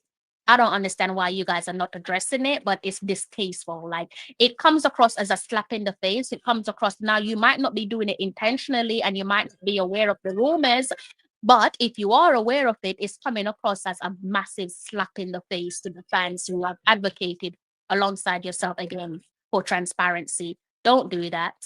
Don't do that. Don't be ungrateful. Don't slap your fans in the face, because we have never done that to you. All right? We've never done that to you. Someone in the comment section says, why is the JFF hiring a coach? That I don't know. I just know that this is an ongoing conversation that has yet to be addressed. I don't know why they're not addressing it. I've seen them address less. I've seen you address less. So why are you not addressing one of the biggest elephants in the room? But you expect your fan base to go and buy your jerseys, go and buy your tickets. What for? What for? Why? Why should we back you if you're not willing to back us in return? Remember, football is a team sport. You need your 12 man. I'll say this again, your friends and families cannot come together and sell out a stadium. Impossible. Impossible. The 12 of the strength of the 12 man must never ever be underestimated. And if there's issues there that needs to be ironed out, and if there's question marks there that needs to be answered, on questions that needs to be answered, answer them. Answer them. Mr. Bedford, you're still on mute. I don't know if there is still any music in your background, but I'm slowly unwinding. I'm closing. I'm gonna close off in a few because it's now gone past 12 a.m. my time, and I still have things to do before I get going for Thursday. It is Thursday for me. Big up to you guys in the comment section. The phone lines is back open. I did say that I was going to bring it back, and I stuck to my guns, and I've brought back the call-in show. All right, Mr. Beckford, I don't know if you have any final remarks before we close off on the show. I'm going to be closing off shortly. All right, I'm going to have to love you and leave you. I have things to do before I head off to bed. I'm not hearing from Mr. Beckford. I think you guys in the comment section, if you have any questions, throw them at me. I'm going to love you and leave you in a few. You're just tuning into the live stream. I hope you've done the decent thing and hit the like button. It doesn't cost you a penny. Please do go ahead and hit the like button. If you're new to the channel, why not go ahead and subscribe? So I have gotten my gripe out the way. I don't know. I have to invest in some gripe water because this could be a new norm.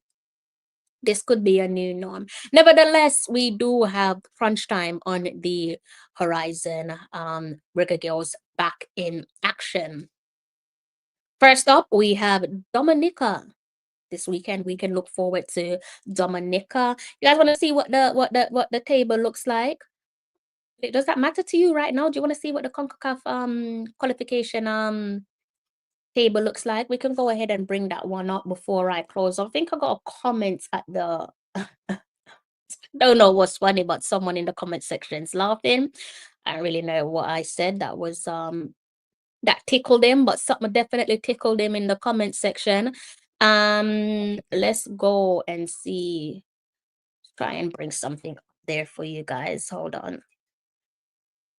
You're saying yes, show it. You should be able to see this one on your screen, right? Let's double check. Yeah, you guys can see that one. I'll leave it as big as it is. So 0 points because the ball hasn't been kicked yet. So there we go. Antigua and Barbuda, Dominica, Guyana, Jamaica, and Nicaragua.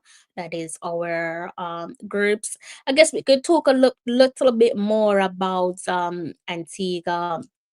Not Antigua, Dominica, because they are the first game up for us. We can talk about that another time. So again, just to reiterate, at this stage of the first round of the CONCACAF Women's World Cup qualifiers, 29 associations, excluding the region's top 2 teams, so that be the United States and Canada.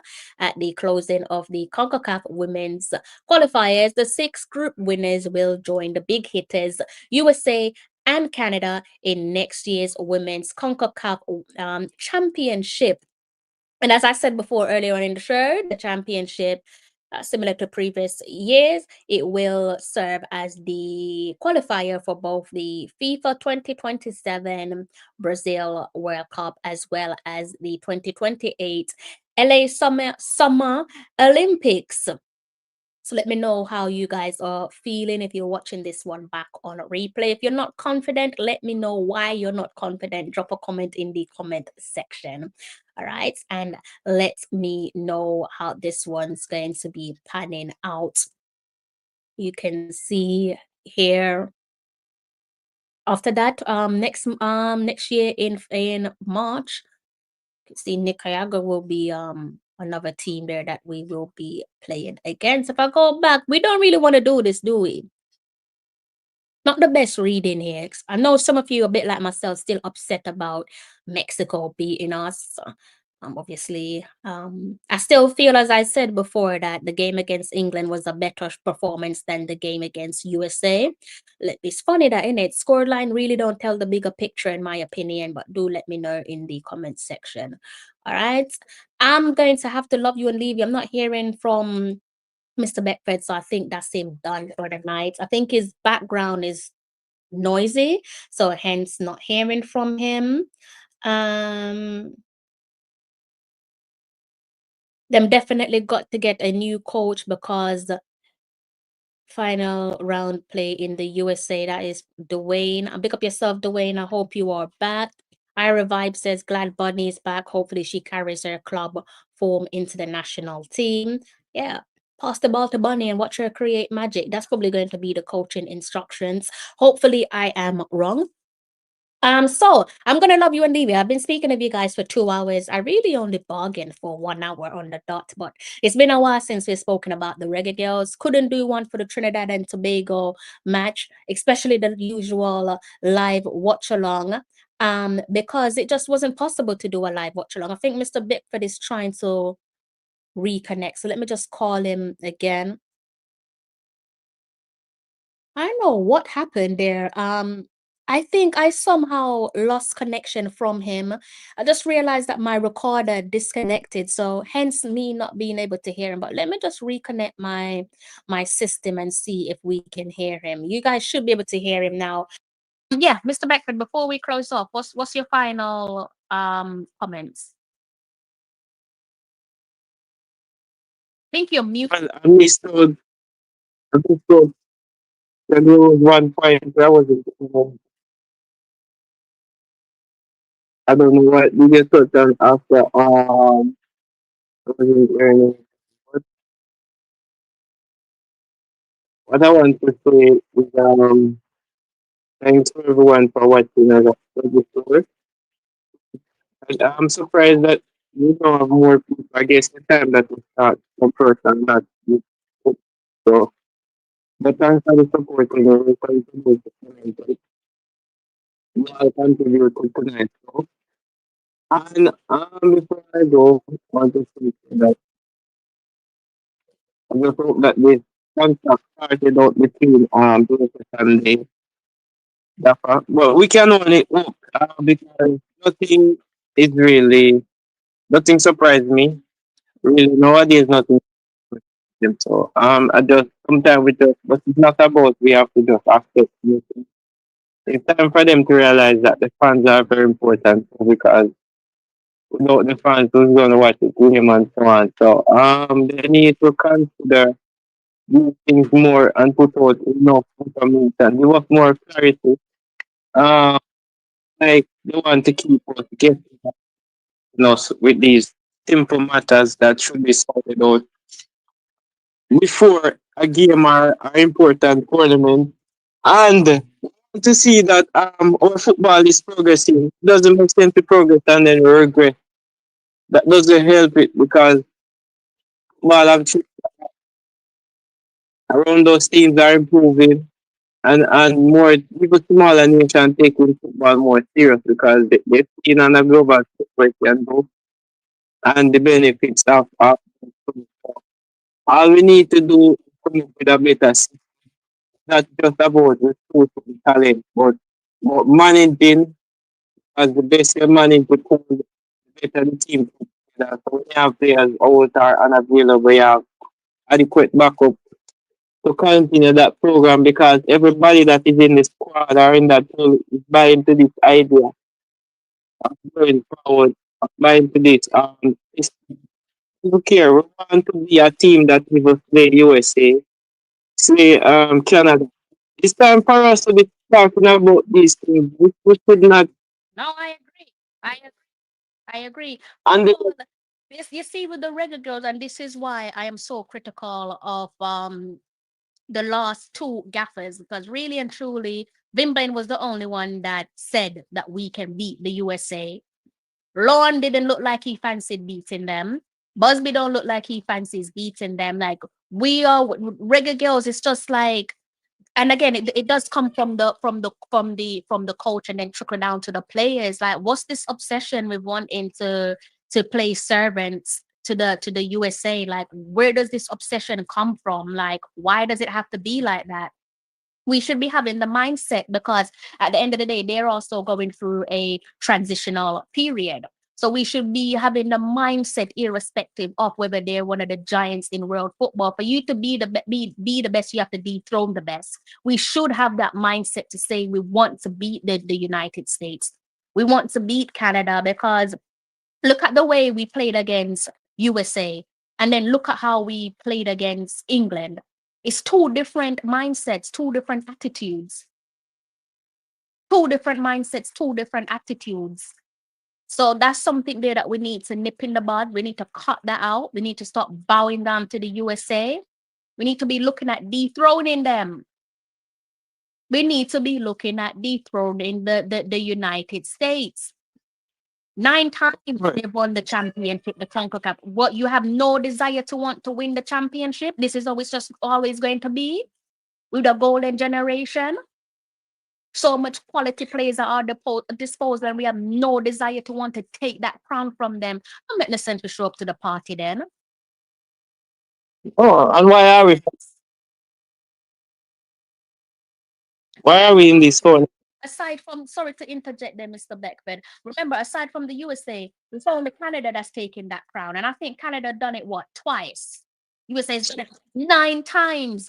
You're telling me you don't have no desire to want to take that crown? Take that crown. Take it. But for it to happen, it starts with Busby and his coaching staff. First, and what good does it take for what good is there for us to sit and watch other teams doing it, and we just wonder if we can do it. I mean, they do it, so why can't you do it? There's no game in football that is put down for you. It's nothing certain. And when it's become more certain again, teams are improving their quality of football. They're not taking teams that it's like we keep serving up these big teams goals. And what are we getting? We're not doing anything about it. Some of these players we play with them in club football are against, but we can put out that same effort or even better, because Jamaica needs to reach a level.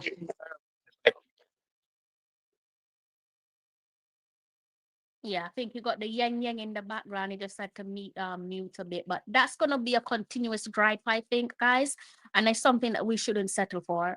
We shouldn't settle for complacency when it comes to the USA. We're way too friendly with them, mind you. Like Reggae Girlz, way too friendly with the USA.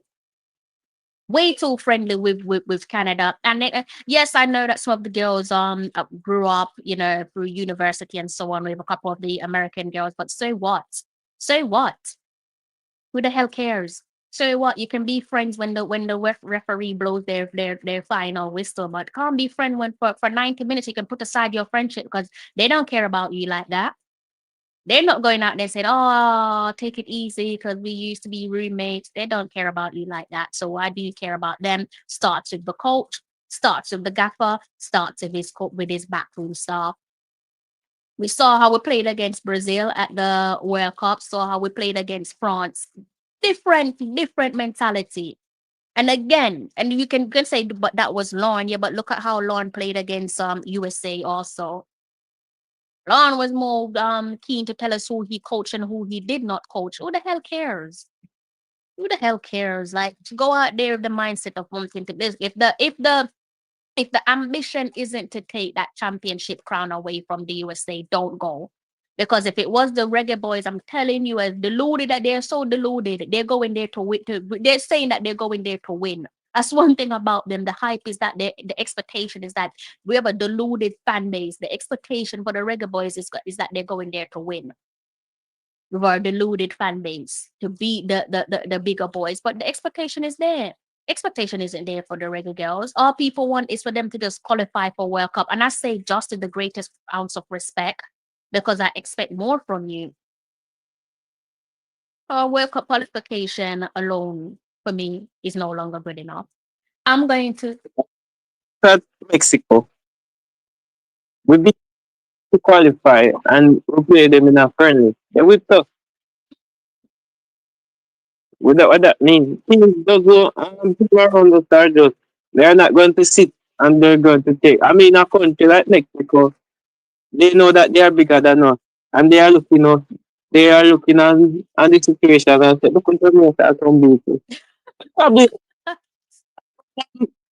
instead back in that position. So you see how they come hard, they score four on us and probably they could have scored more. Yeah, it's true. So That's how they yeah, that look at us. It's true.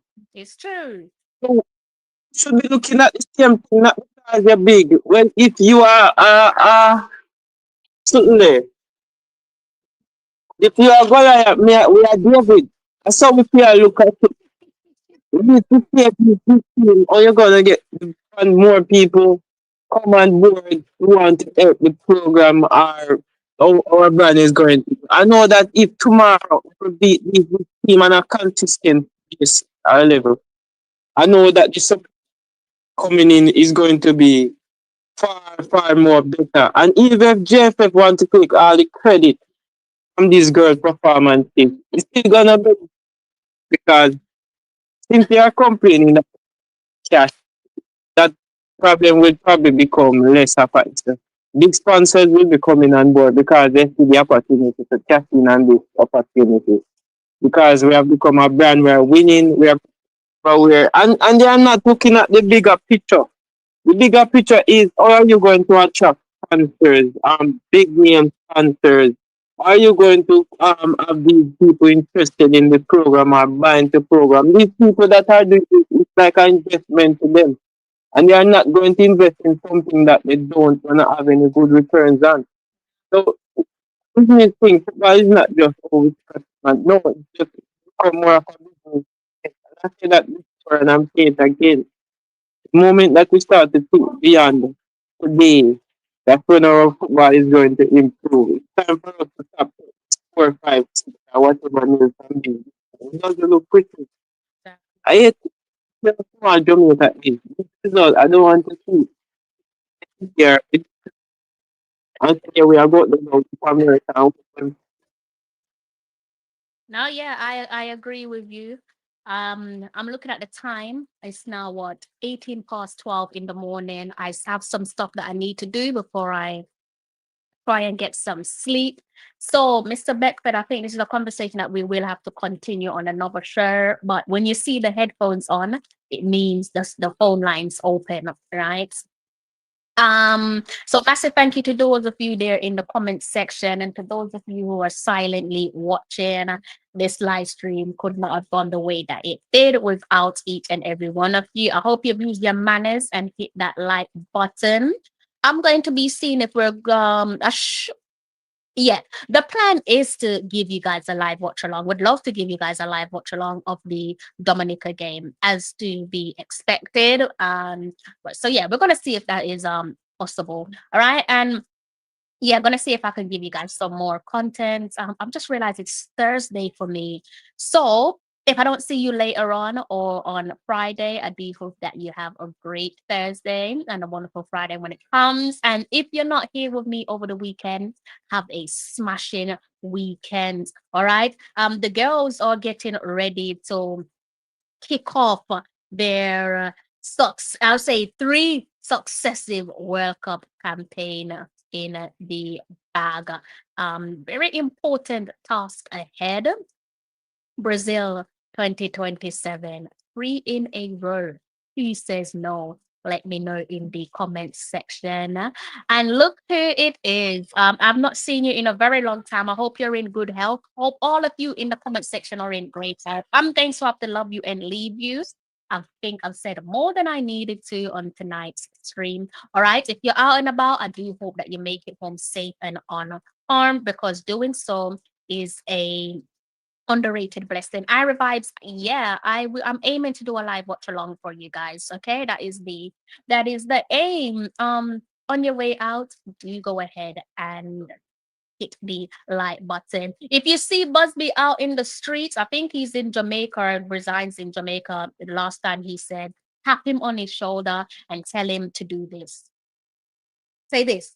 Just tell him to do this. You need to align your talent identification with your coaching. Just tell him that. All right. Good night. You need to come and talk to the people through your show. That also it's time for Busby to come on the show and do something. I'm probably believe him and watch it because you know that it's through you most of us know about the female program. So it's time for him to come and show some respect and also big you up and so on. The fans deserve that at least. And it will improve because I know I can't watch the matches. Don't watch along. I have to follow what the host is saying. But as thing goes by, I'll be able to probably add to going forward and because I'm trying my best to reach a certain level with my channel as well. So on Yes, the yes, next yes, time, yes. You just reminded me. Plug your channel. Plug your channel. You just reminded me. Plug your channel. but I only 400 subs, so it's not bad. But I'm aiming for 1K before the year finish. Yeah. I put two videos so far, but I don't want to really keep up too long because it I want to explain fully. It's not just it's a lot, but as long as I can put them together and make a content, so that's it. Yeah. I'm But our next up, in the comment section. Yeah. So I'm gonna see if I can drop a link in the comment section. Um, yeah, let's drop this link in the. I'm so glad you mentioned it because it slipped my mind. So guys, you guys know Mr. Beckford, one of the most loyal Reggae Girls fans. So please, you see this link right here? Go ahead and subscribe to his channel, right? Let me see if I can bring up his YouTube channel. Go ahead and bring that up. I want to bring it up on screen so you guys can see it. Make sure that you go ahead and subscribe to this channel when I close off. All right. So let me bring it up on screen so that you guys can see it. Where is it? It is right here. So you can see his name right here on the farm and more. Make sure you hit that subscribe button. All right. He's trying to get to 1,000 subscribers. I'm pretty sure we can go ahead and help him reach. back on the watch along because I think most people what might join. I know that there's not a lot, but it's still I know it will still go a far way. So that time I probably just take and I just try and join early so that I can do what more about it. So for that. All right then. So what time is the match? Because I have work Time that is the That's a great question. I need to go and double check that. I could have swore it might be 2 p.m. Jamaica time, 7 p.m. UK time. Let me go and check that actually. I think when I saw the time, I was excited. I was just like, yes, this is a good time for me. Go ahead and that's a great question, you know. But the time frame, but I don't know why. I mean how I'm going to know this if no one is giving a time for the match. what time is it saying? So it's saying 7 o'clock a UK time kickoff. So that means 2 p.m. for you guys in Jamaica then. A bad time. It's a good time for me. It's a great time for me. I am so used to doing late live streams. Hey, big ups to you guys in Yeah. the comment section. Big ups to you guys. But I agree. Yes, I'll great be time at for me now, but I'm going to have to love you guys and leave you because it is very late. And like I said, I've got some work that I need to do. So if I don't see you between now and the weekend, remember the Reggae Girls are playing on Saturday. That is 2 p.m. Jamaica time, 7 p.m. UK time. I'm 5 hours ahead of you guys in Jamaica because the clocks have gone back by 1 hour. So I'm no longer 6 hours ahead of you guys. All right. So actually, over the weekend, we're going to be talking more about the Reggae Girls. I'm going to try and see if I can maybe see if I can squeeze in a video on Friday for you guys, depending on what we see, any information there to talk about. All right. Remember, When you see Mr. Hubert Busby walking around, tap him on his shoulder and say to this. Align your coaching with your talent identification. And just walk up. Don't bother him, right? Just give him that message. I'm gonna love you and leave you. Enjoy the rest of your evening. And you know how it goes. Until next time, take care.